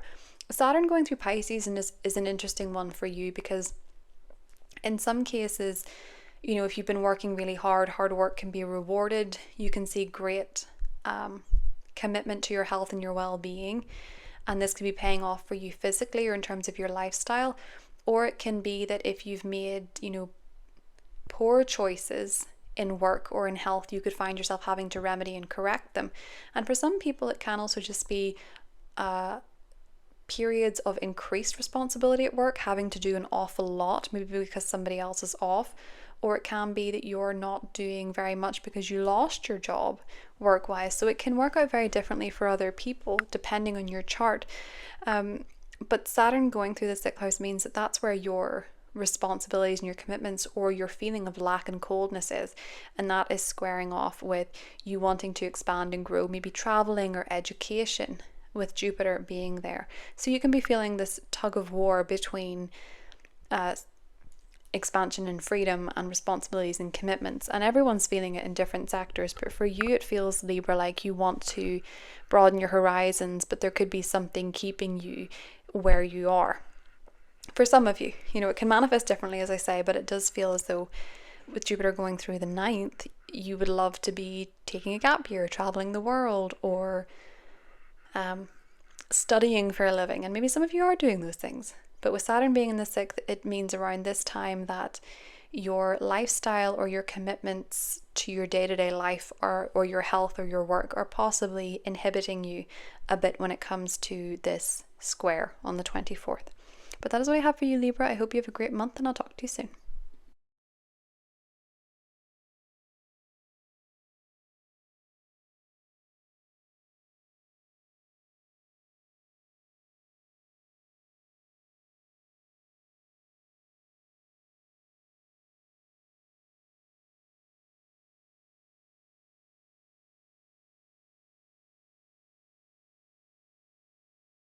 Hi Scorpio, welcome to your December horoscope. So Scorpio, this month does put quite a bit of focus onto your resources and your possessions. So that can be how you make money, how you save money, how you spend money, what your habits are there. I will say Mercury is retrograde in that sector until the 15th.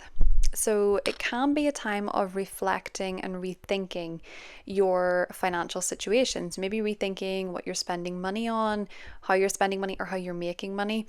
I will say with Mercury retrograde, it's a tricky time to agree to anything before the 15th financially, or sign anything when it comes to financial arrangements. Mercury retrograde tends to skew the details and lead to some miscommunication.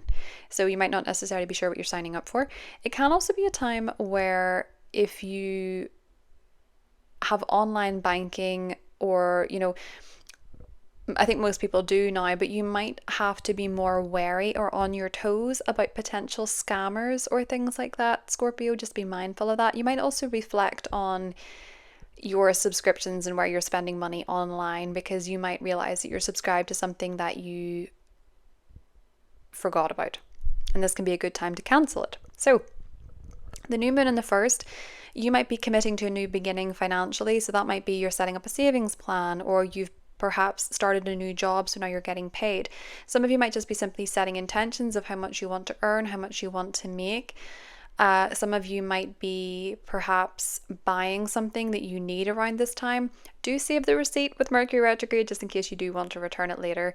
It's not the best time to buy gadgets, I will say that. If you are planning on purchasing something electronic, make sure that you if you are going to buy a gadget, that you have it insured. Jupiter in the 8th house tends to benefit you from an insurance perspective, and with Mercury retrograde, I just feel for a lot of you Scorpios, you might have buyer's remorse, so just be mindful of that this month until the 15th. Although in the new moon, as I say, oftentimes we do begin something new. This might be a new way of making money, or maybe you've returned to an old way of making money and this is your new paycheck from doing so, Scorpio. But a good time to set financial intentions for yourself nevertheless. It is in a trine to Mars in your 10th house. So for some of you, it can be that the work that you've been putting in professionally is going to help you make more money. That can be something that's happening for a few at the time of this new moon. Now, speaking of Mars, Mars is obviously your traditional ruler in astrology, and Mars is going retrograde this month. So you might feel this more than the average person. Mars is going retrograde in the 6th.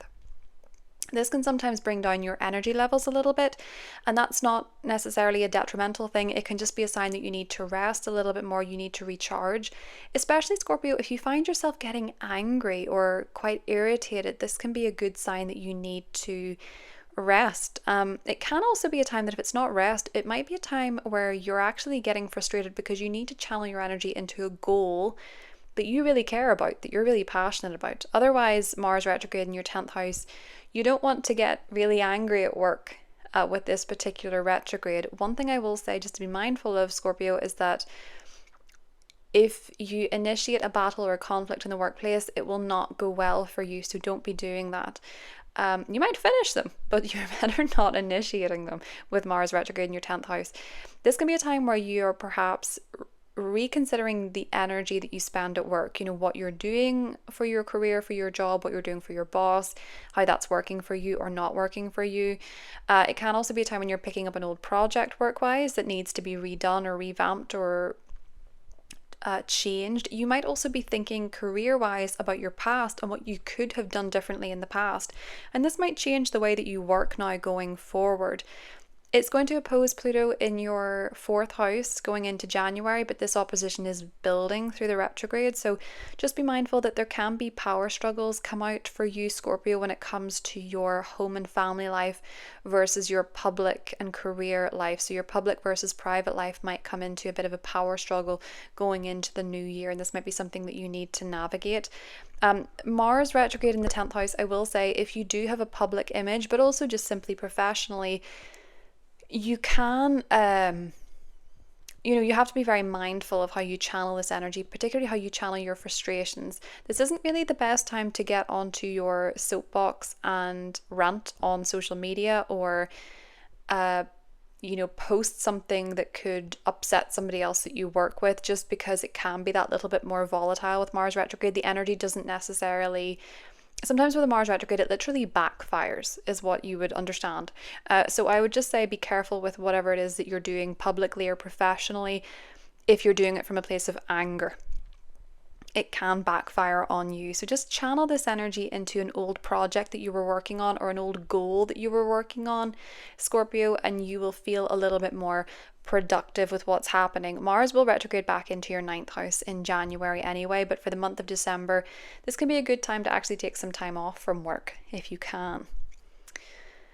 Venus enters your 4th house in the 7th, and this is quite lovely for you because it is going to bring a really positive energy to your home and family sector. It's a good time to have people over to the house. It's a good time to go to family gatherings, to spend time with your family.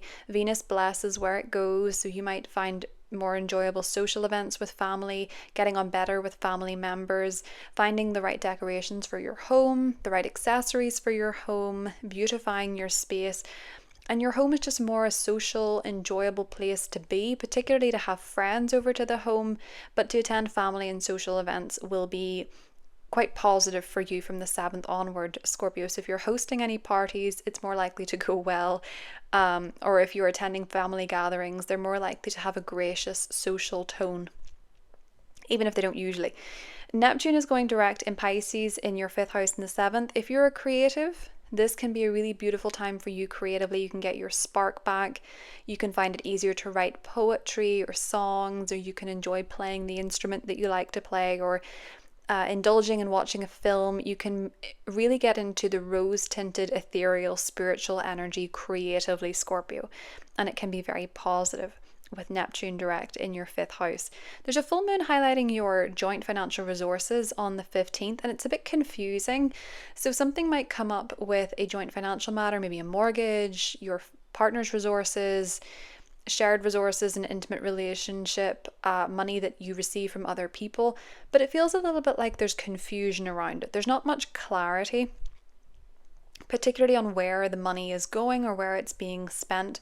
Mercury is stationing the same day, which can throw things into a more when Mercury stations direct or retrograde, oftentimes it's Mercury retrograde on steroids, basically. So you might be finding that things are very confusing. The information is not there. It's harder to communicate, and there can be some misunderstandings when it comes to perhaps a joint financial relationship. Or it can also be, if you're interested in the occult and things like that, Scorpio, this can be kind of a confusing day if you're trying to channel information. It will end up making you more confused, more likely. So I would stay away from it around the 15th if you can, because you can end up more confused than how you began. But I do think if it comes to joint financial relationships, joint financial matters, a bit of confusion is in the air, and possibly a little bit of disappointment surrounding the outcome for some of you with the square to Neptune. It's just a very confusing full moon, and it doesn't feel like it highlights what you need to know in a way that gives you clarity. But because Mercury is stationing direct that day, clarity surrounding your finances will follow. So it just might not happen on that day, and it might make things more confusing before they become clear. Now, the Sun enters Capricorn on the 21st. For you, this is putting your attention towards your local community events, your siblings, your neighbours, and things like that. You may be more active in your local community or with these people in your life. Now, Jupiter is squaring Saturn on the 24th. This is quite a big deal because it's happened before in August and will happen again next year, albeit in different signs. Jupiter is in your 8th house of your joint financial relationships. It can expand your resources from other people. Other people can be more inclined to just give you money, or you can benefit from other people financially. And this could be an area of life where you are, perhaps benefiting from what somebody else has.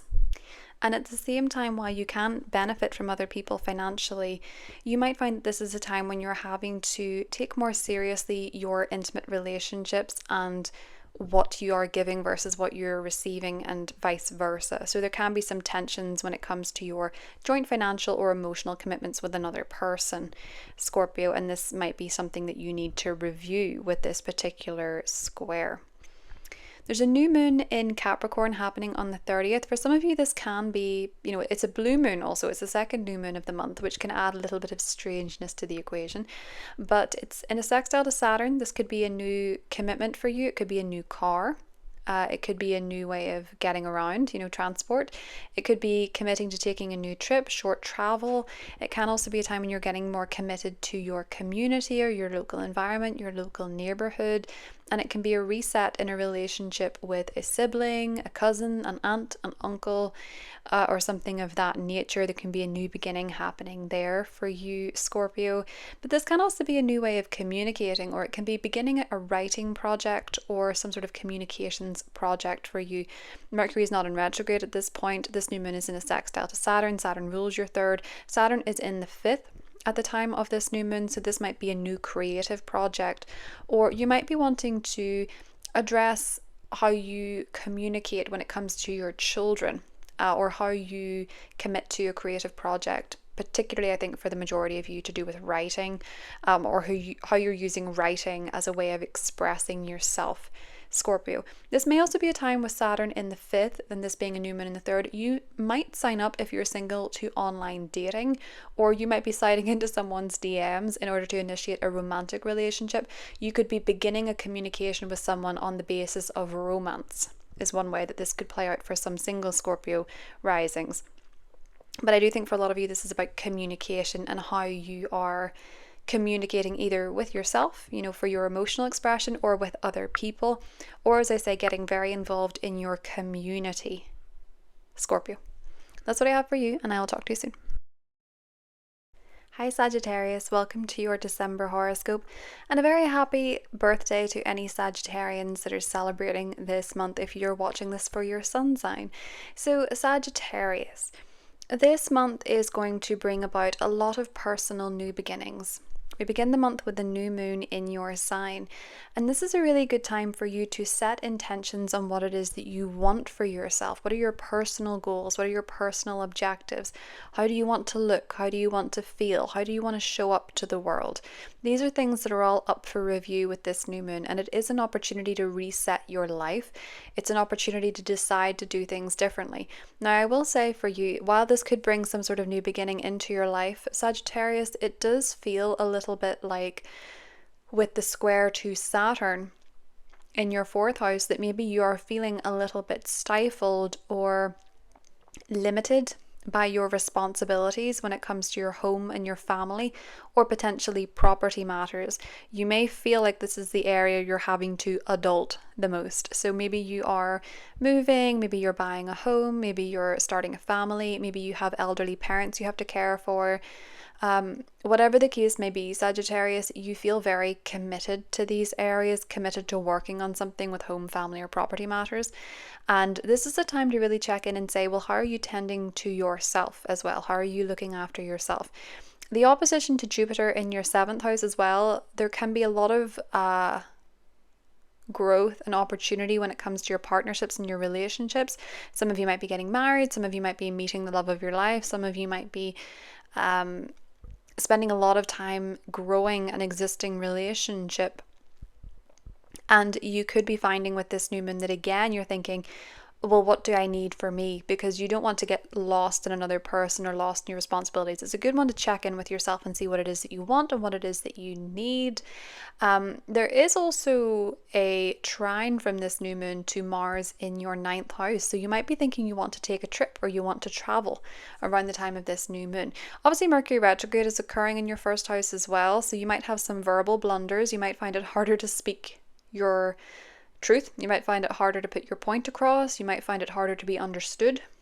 You might find it just that little bit more difficult to send the text to the right person, or to know what it is that you're trying to say, or to, you might be working on things and getting interrupted and whatnot, Sagittarius. So just be mindful that there could be a few blunders this month, a few hiccups, but the opportunity to gain wisdom through any mistakes that you do make. You are human. We're all human. We all make mistakes. It happens. But you might get some clarity on something you've been rethinking or mulling over around the 5th when the Sun-Mercury cazimi occurs. Now, Mars retrograde is a big deal this month. Mars is going retrograde in Leo on the 6th. So as I mentioned before, Mars in Leo is your ninth house. This might be a time when you're really reflecting on your travel arrangements. So maybe for some of you, you haven't been traveling as much as you'd like to, or you haven't been perhaps taking any vacations, or maybe for some of you it's to do with college education, your higher education. Can also be a time where you're reflecting on your beliefs. Essentially, where Mars retrogrades, we tend to redo or we repair or we revamp. Basically, we go to work on something and put energy into something that we were working on previously that maybe stalled or didn't have its moment. So maybe some of you are finally getting around to taking that vacation, or maybe some of you are finally getting around to finishing that course or that degree, or maybe some of you are finally getting around to something as simple as framing your diploma on the wall. Or some of you could even be perhaps going back to church or going back to your spiritual practices with this Mars retrograde. Mars retrograding in the ninth is really not so bad. It's not a bad place to be at all, but it can be a place where you're maybe wanting to put energy into something you used to study, something you used to believe in, or somewhere that you used to go, Sagittarius. Venus is entering Aquarius on the 7th, which is your sector of your local community. So that might be a time where you get invited to more parties by your neighbours, your local community. You go out locally. You might enjoy trips to, cities that are nearby, short trips, short travel. It can also be a time where maybe you're wanting to get a new car or clean out your car or spruce up your car. With Venus going through your third house, it can be a nice time for, if you're single, connecting with people on the internet in some way, shape or form. Someone might slide into your DMs or something of that nature. Neptune is going direct in Pisces on the 7th, and this can bring a very dreamy, idealistic energy when it comes to home and family. Obviously, you have a very sobering Saturn there, but this can be a time when you maybe just enjoy the idealistic, romantic moments. Maybe you're wanting to decorate your house for Christmas and have it very magical, or maybe, you're enjoying the more idealistic side. There's more idealistic times with home and family matters with Neptune direct in Pisces, although it can also sometimes bring an energy that's a bit escapist. So maybe you're wanting to get away from your family here and there with Neptune direct in Pisces. Maybe you're wanting to take moments to get away from it all, particularly possibly Sagittarius around the 15th. And the reason for that is that there's a full moon in Gemini, your opposite sign, squaring Neptune in your home and family sector. You might find if you're in a relationship, there's some miscommunication between your partner and your family, or if you're planning an event that involves both of these people, your partner and your family, it can be confusing, or there can be some miscommunication, possibly coming from you, Sagittarius, because Mercury's stationing in your sign that day. Be mindful if you have something coming up with a family or a partnership that day to be as clear as you can with the details and to double check and to resend the message and stuff like that, just to be 100% sure. The full moon is highlighting your relationship in general though. So if you're in a relationship or you have a partnership, you guys might have some miscommunication about home matters, home responsibilities, family matters. There can be some confusion in these areas. It can also be that maybe your family are a source of confusion to you and a partner. Maybe you're a bit confused of where you're going for the holiday season, whose house you're going to. It can also be that if it's not a romantic relationship, there is a partner in your life who maybe there's a relationship in your life that's maybe a sense of confusion. They might be a little bit avoidant, or they might be a little bit disappointing around the time of this full moon. The square to Neptune is quite disillusioned. So you might be finding that someone is not showing up in the way that you'd hoped they would. And you could be feeling a little bit disappointed, but maybe a little bit clearer on the person as well. Although I will say this full moon is an incredibly confusing one to navigate. It's not the most positive, in my opinion. It's confusing. It's a lot of potential for misinformation, and it can highlight confusion all the more. It's quite a foggy one if you ask me. But it can also be a time with it being, in your relationship sector, where issues within a relationship are being highlighted so that you can resolve them, because Mercury is going to be going direct. So you might find that the issues peak, but they peak in a way that can help you sort through them as you go forward. The sun enters your second house on the 21st, and this is bringing your attention towards your finances and your money situation. So obviously it's a tricky time of year if you engage in Christmas celebrations, because it tends to take a lot of, it tends to be quite an expensive time of year, and you might be focusing more on your finances and your financial goals for the year ahead. You might be more focused as well on how you make your money, where you make your money from, and things of that nature, Sagittarius. So you might put your mind towards your finances. Another thing that is coming up for you from the 24th is that Jupiter, your ruler, is in a square with Saturn. Saturn at this point is direct in your fourth house. As I mentioned, it's your family, it's your responsibility, your home, your property, the people in your family. Jupiter is in your relationship sector, wanting to expand. So on one hand, your partner might be feeling very optimistic, very jovial, very excited about the relationship and where things are going. But you might be feeling quite over committed to your responsibility, to your home and to your family, or you might be having trouble maybe navigating a long distance relationship, or you might be feeling a little bit stuck where you are and you're wanting to go out and date people or meet someone, and you could feel like your living situation is not conducive to that around the 14th, Sagittarius. There's a new moon in your second house on the 30th, so while I mentioned from the 21st, the focus does shift onto your money and your financial situation. This new moon is a great time to set some new intentions. You might be opening a new bank account. You might be setting a new savings goal. You might be beginning a new salary, a new chapter in your financial life. It's sextile to Saturn in your fourth house, so some of you may be deciding you want to save for a home, or some of you might have a new payment plan in place for a home. Or it might be a time when you're wanting to invest more money into your home in general, so buying things for the home, investing more money into your home, your living situation, or your family situation, Sagittarius. Or maybe some of you are making money through property or land or something of that nature as well. That's what I have for you, Sagittarius, and I will talk to you soon. Bye. Hi Capricorn, welcome to your December 2024 horoscope. Hope you're all doing really well. So Capricorn, this month does bring about your season. So if I can just jump ahead a little bit to the 21st, this is going to be your season. This is going to be a solar return for a lot of Capricorn suns, but for Capricorn rising, the sun going through your first house, it certainly makes you more visible. It certainly makes you more, it brings you more to the spotlight, more to the fore. There is a new moon in your sign on the 30th, so we're ending this year ending this month, ending this year with a new beginning for you personally. And it is actually a blue new moon because it's the second new moon this month, and it's sextiling Saturn, your ruling planet, in your third house. For a lot of you, it feels like you might be beginning a new personal chapter, Capricorn. For some of you, it could be a new image. For some of you, it could be updating your style, your aesthetic, or updating your approach to life. This may be because of how you think, with Saturn being in the third house, how you communicate. You could be also starting a new personal project with a neighbor, within your community, within your neighborhood. There could be a bit of a reset with a sibling in your life. It could also be that you're beginning a personal writing project or journaling or blogging or something like that, with Saturn being in your third house, or a new way of thinking, simply.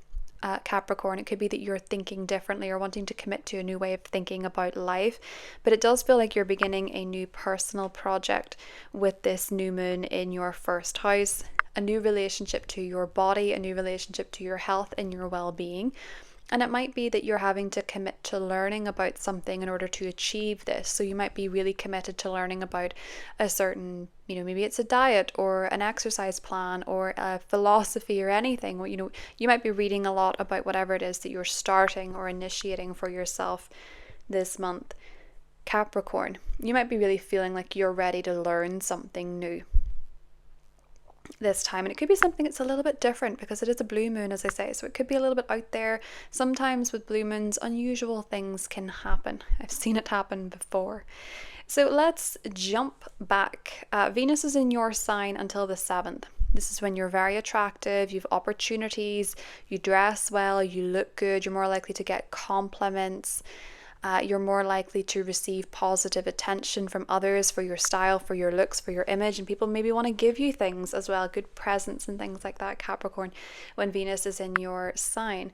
Now, the new moon in the 1st is happening in your 12th house. This is behind the scenes for you, so maybe you're beginning something behind the scenes. I do feel a little bit for you, Capricorn, that there's some challenges from a mental health perspective in the first part of the month. Mercury is retrograde in your 12th house.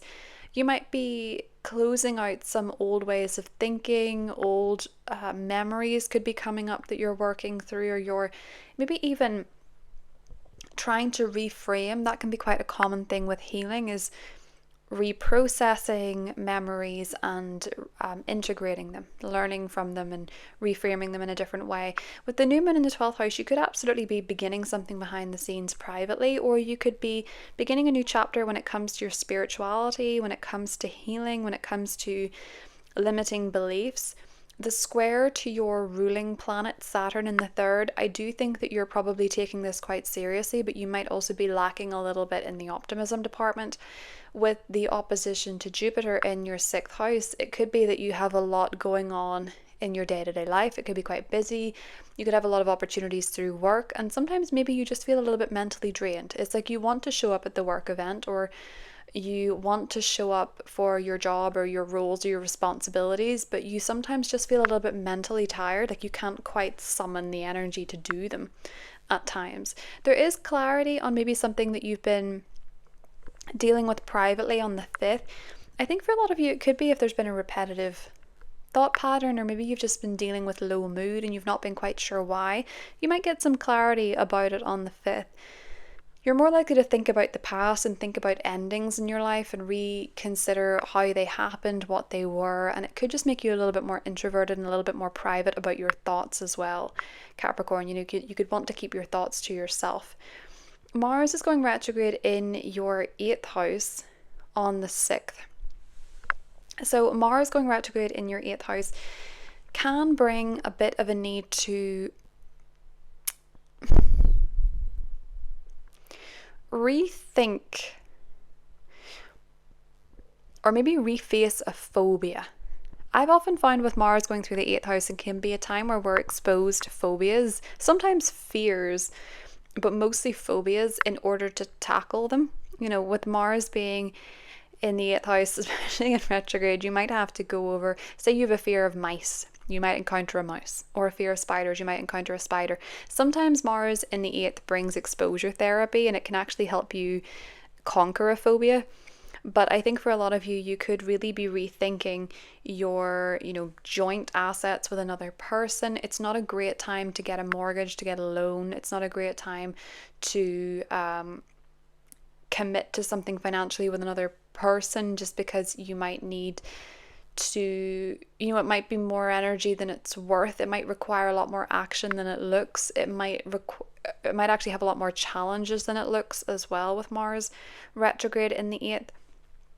This is the time really to choose your battles. It's not a great time to go into battle with someone financially or to do with financial matters, because usually those who initiate battles in these areas lose. So I would say for a lot of you, just rethink and reflect what you're doing, or what you want to do, where you're taking action when it comes to joint financial relationships.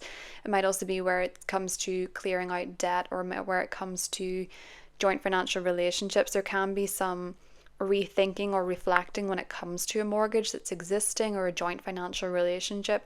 You might be rethinking what it is that you do in this area, or what someone else does in this area, and how the action is working or not working.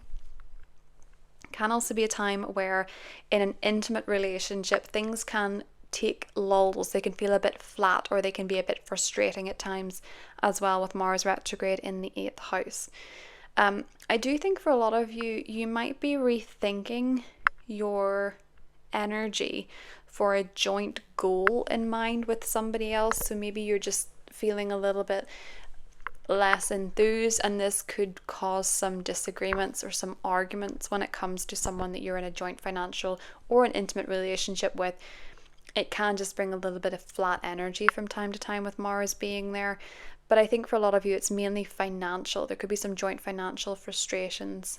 Or as I say, you could be running into some phobias that you have to face as well. It might be a time when you're thinking, I can't go, maybe say, for example, you were emigrating to Australia and you're thinking, I can't be scared of spiders anymore. I'm going to have to go and, find one and sit with it and have a conversation, whatever the case may be. I don't know. But you might have to go and actually face a fear in your life, Capricorn, with Mars being there. There's a full moon in Gemini happening on the 15th, and for you this is happening in your sector of work. The roles that you provide, the services that you provide, it's putting a spotlight on that. It's also putting a spotlight on your health.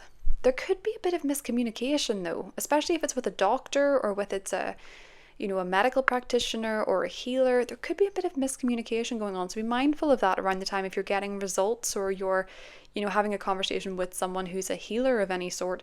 There could be confusion. Mercury is stationing that day. The full moon is square Neptune in your 3rd house. The news that you get and the information that you receive is not necessarily clear, and you might have to ask for clarity later, or you might, you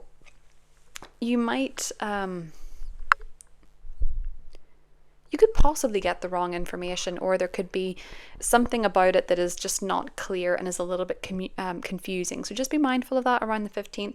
Work-wise, there could be miscommunications.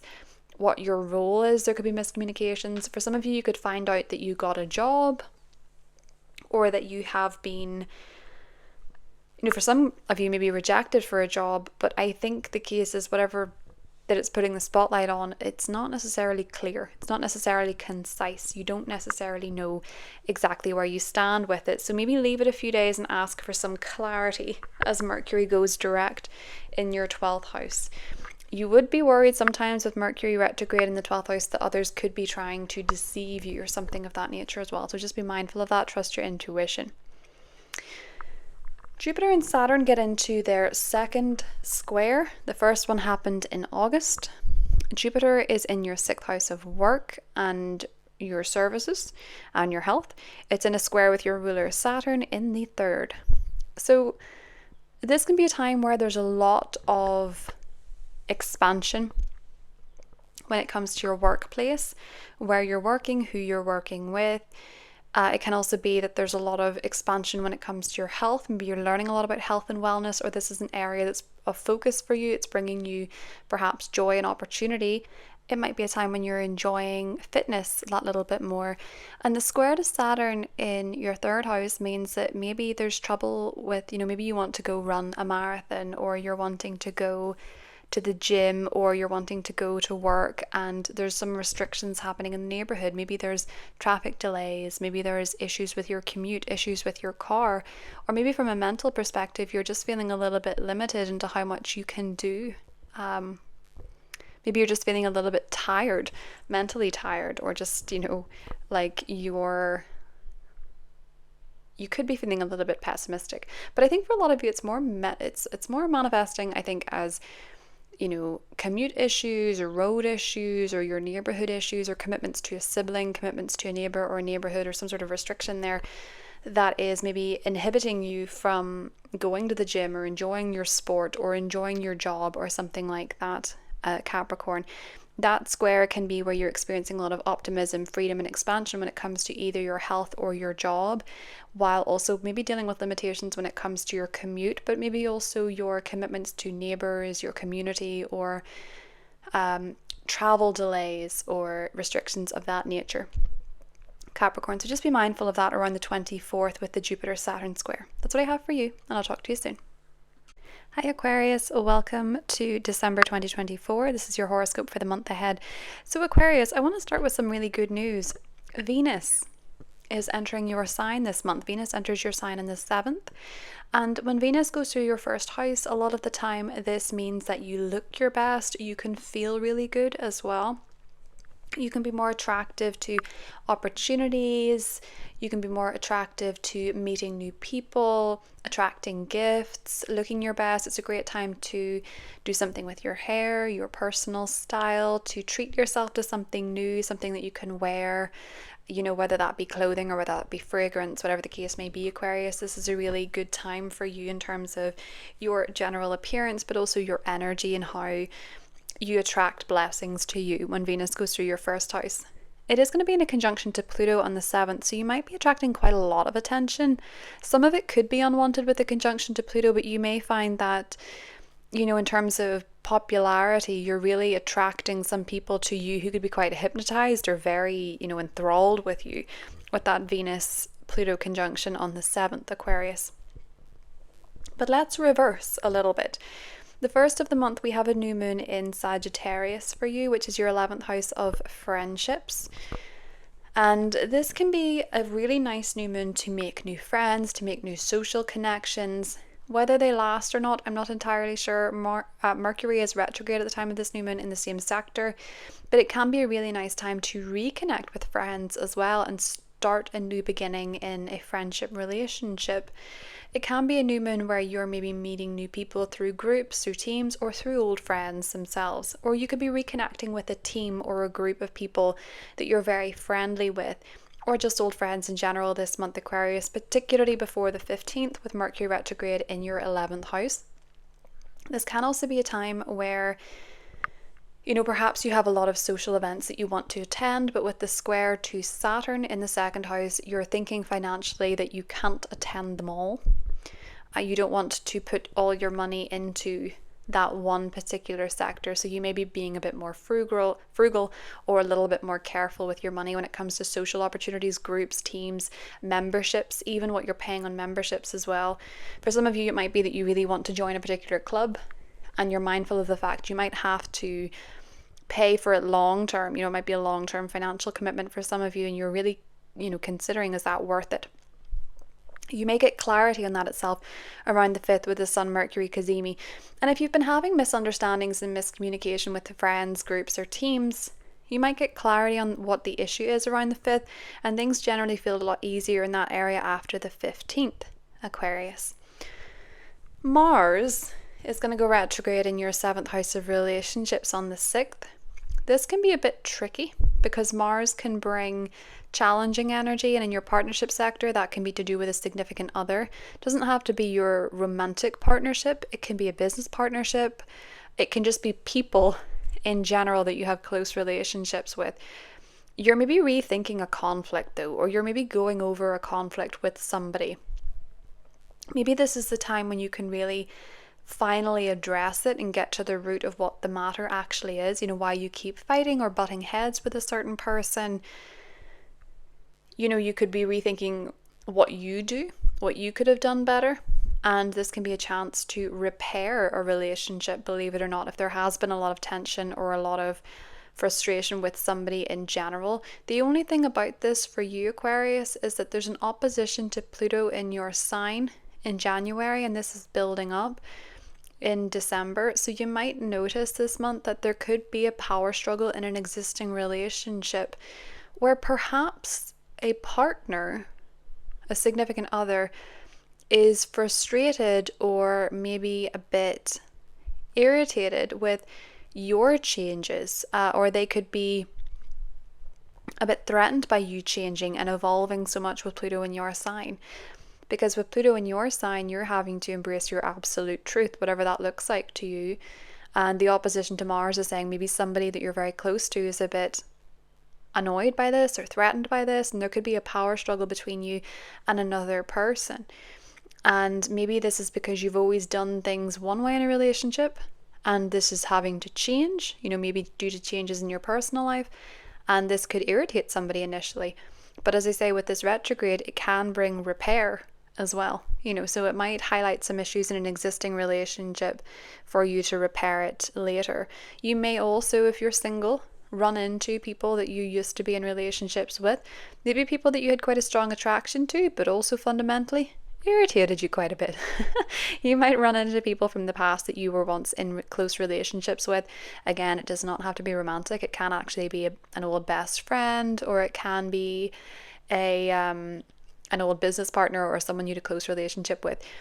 I will say, Aquarius, for you, it looks like until the 15th specifically, you may be running into or reconnecting with a lot of people from the past.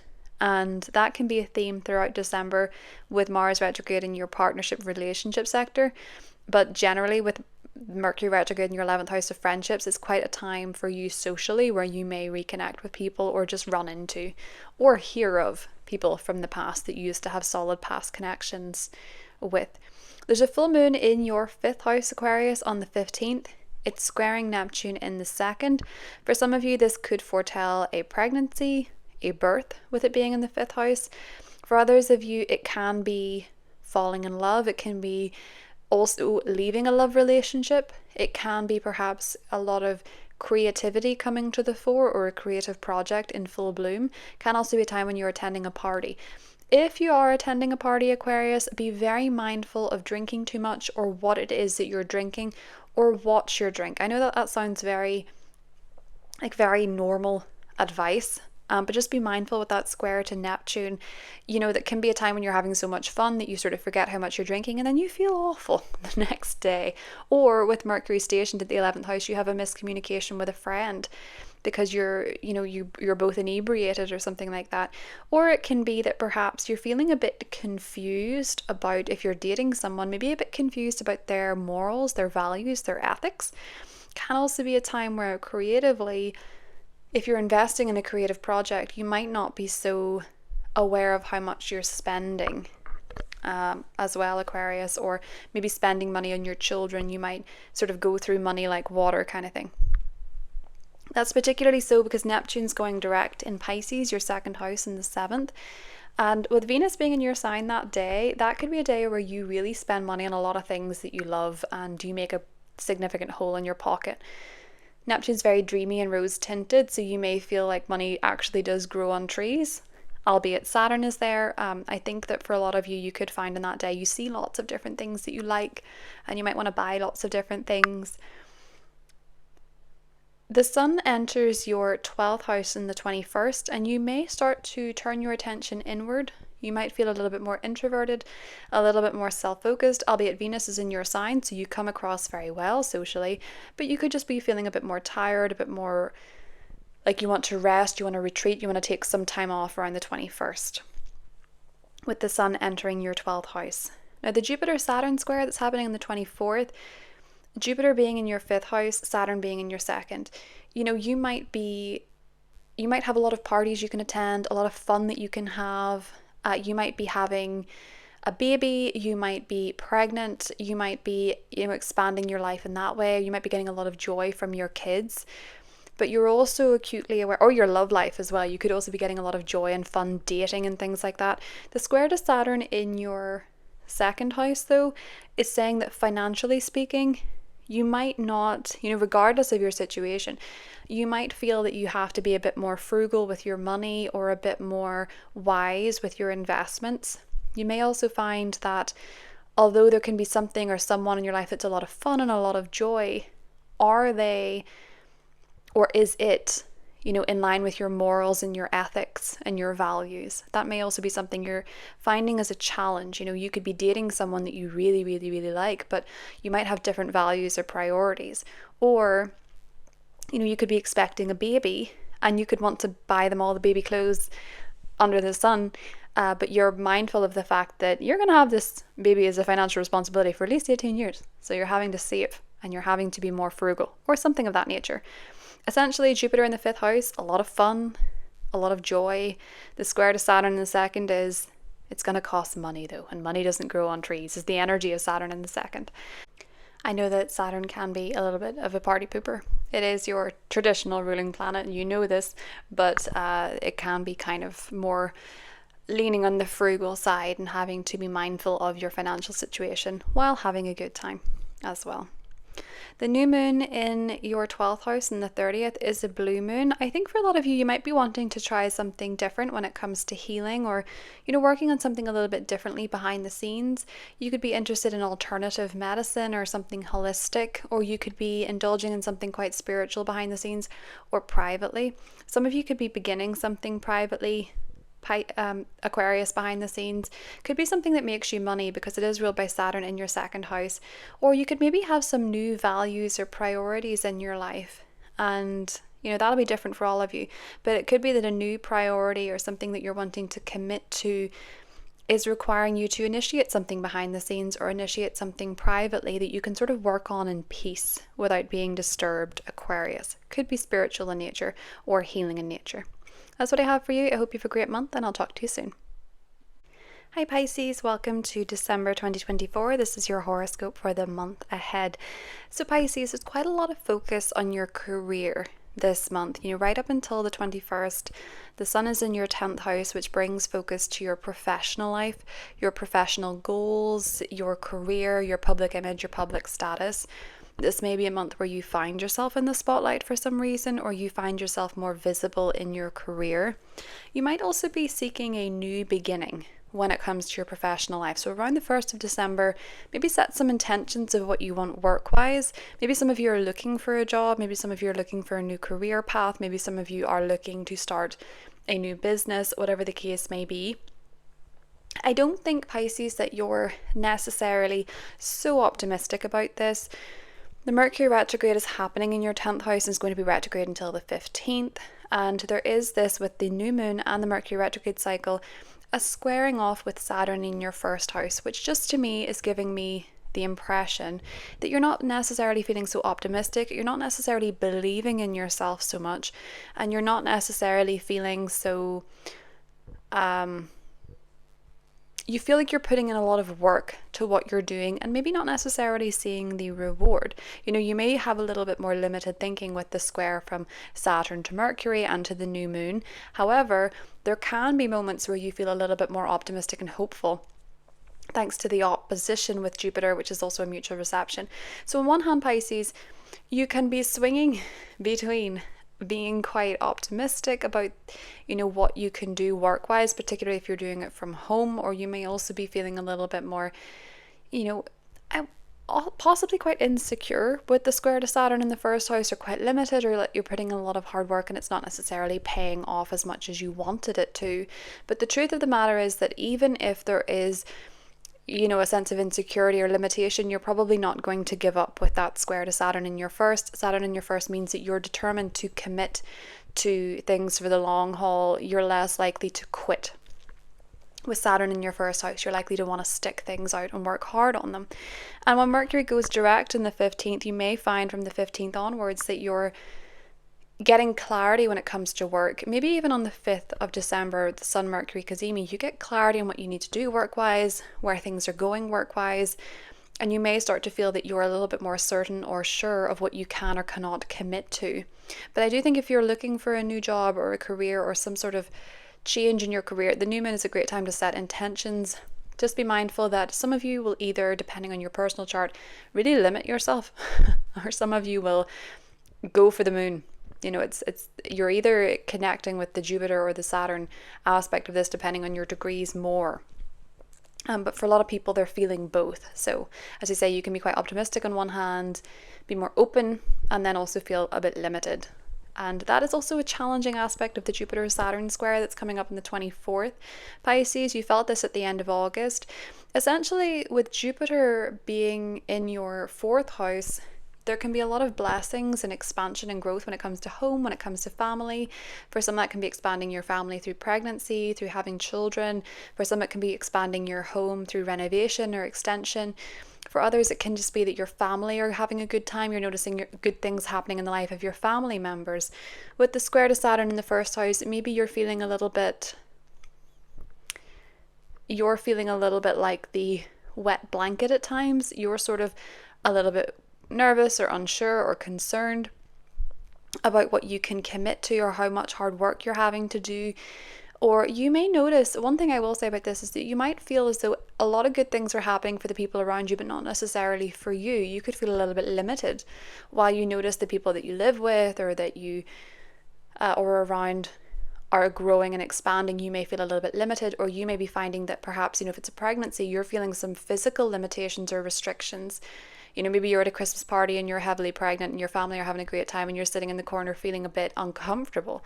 Or it can be that your family are going through this really positive time with something and you're feeling a bit limited and like all you can do is work. Or you're maybe really having to commit to your work and career while there's a lot of events going on in the home or your family. Something of that nature, Pisces. You can just feel that there's a clash between expansion and good times and personal restrictions or personal limitations. So for a lot of Pisces risings, it can be kind of hard to navigate the two. I also feel for you this month, Pisces, that there is a bit of a spotlight on home and family as well with the full moon in Gemini on the 15th. It's squaring Neptune in your 1st house. So again, you may be feeling a little bit at odds with what's going on with home and what's going on with family. There can be a bit of confusion surrounding a home or family matter at this point. You could be feeling a bit confused, or you could sort of be running away from an event with home or family. You might be a little bit more elusive or hard to pin down. Or you could just find yourself wanting to get away from the home or get away from the family if there's a lot happening with that full moon in Gemini putting the spotlight on your home or family. You may also be feeling a little bit confused about news that they're giving you, or a little bit disillusioned about a home or living situation. For some of you, it could be selling a home, purchasing a home, and you just might be feeling a little bit unsure. For others of you, it may simply manifest as with a home situation, you have a burst pipe, or there's a lot of fog around the home, or a lot of rain or water issues with the square to Neptune. That's only a potential. It doesn't have to be that. But either way, Pisces, I think that you may be feeling a bit emotional but confused about a home or family situation around the 15th. That's the same day that Mercury goes direct in your 10th house. So while things are feeling a bit confusing in general, when the dust settles, I think you'll be feeling a little bit more certain. With Mercury direct in Sagittarius after the 15th, you'll start to see things a little bit more clearly, and you'll be able to make plans. You'll be able to make more well thought through concrete decisions. I wouldn't advise making any solid decisions until after the 15th, to be truthfully honest, Pisces, when it comes to career or when it comes to home or living situations. I wouldn't make anything concrete until after the fact, because you might not be thinking straight. As I said, with the opposition to Jupiter, you could be thinking too big. Things could actually be blown out of proportion, or with the square to Saturn, you might be feeling kind of limited and kind of, restricting yourself that little bit more. There's a Mars retrograde happening in your 6th house. Mars goes retrograde in your 6th house on the 6th of December at 6 degrees. So we have a lot of sixes going on here.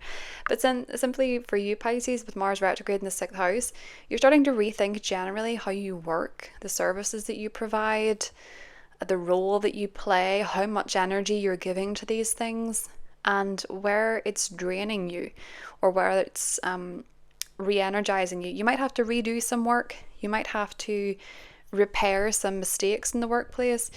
You might have to rethink your frustration with your work situation and how this is affecting you physically. So you may have to make changes if it's affecting your health. You may also find under this time that you're having to prioritize your health. You could be feeling a bit run down. Mars retrograde in the 6th, Saturn in the 1st. You're probably rethinking how you take care of yourself physically. And you might need to rest a little bit more with Mars in the 6th, because maybe, you know, something health-wise is slowing you down. For example, if you have a persistent cough, it's harder to go running. Or if you're feeling nauseous, it's harder to go to the gym. You might just be finding sometimes that you're being called to rest and recharge rather than go all gung-ho into your workout routine with Mars retrograde.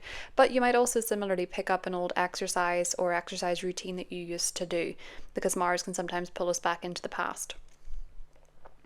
With Venus entering your 12th house in the 7th, you may be more inclined to socialize less. You might be more inclined to retreat a little bit more. Your social interests may be more geared towards spiritual retreats, meditation, healing. You might be feeling a little bit like you want to hibernate from the 7th onwards, Pisces. You may also, with the Venus-Pluto conjunction on the 7th, learn that you have a secret admirer. There might be some sort of secret admirer comes to the fore to you around the 7th. And with Neptune direct in your 1st house, you could be feeling a little bit more like yourself. With Neptune, your ruler, going direct in your sign, you could get back your feeling of being rose tinted, a bit more dreamy, a bit more spiritual, which is harder to connect to whenever Saturn's in your sign. And as Pisces placements in general have been feeling with Saturn in their 1st house and Neptune retrograde, that sometimes reality sucks, and Pisces are naturally dreamers, and you may want to reconnect to your dreamy side if it's been harder to access, and your spiritual side as well if it's been harder to access. Just note that you might be a little bit more rose tinted, but I wouldn't worry about that too much with Saturn in your 1st house. Saturn is constantly dosing out the reality checks, so don't worry about that. Those two in the same house can bring this logical and spiritual energy together, so that one doesn't necessarily get out of hand. The Sun enters your 11th house on the 21st. This brings a bit more of a social energy for you. You might be turning your attention towards socializing more, networking, building a profile for yourself. There's a new moon in this sector as well on the 30th, Pisces, which is a new beginning for you when it comes to your friendships and your social life. The days surrounding that new moon could be pretty social for you. There could be events to attend. It is quite a blue moon because it's the 2nd calendar new moon. So you could be finding with the sextile to Saturn as well that there's a rare opportunity to socialize, or there's quite a rare friend comes into your life that could be quite long lasting. You know, this is a blue moon, so it could be something that's quite unexpected or unusual happens, and it could be something that is, you know, a dream come true, essentially, Pisces, because it's a new moon in the 11th. So this is a great new moon for manifesting for a lot of you. So I would make a vision board for 2025, or, you know, make some sort of wish or manifestation around that new moon. And new moons in the 11th are the best time for manifesting, in my personal opinion. So I would use this one to your full advantage, but I would also use this opportunity to welcome in new friends, new social connections, or attend a social function around the time of this new moon. That's what I have for you, Pisces, and I'll talk to you soon.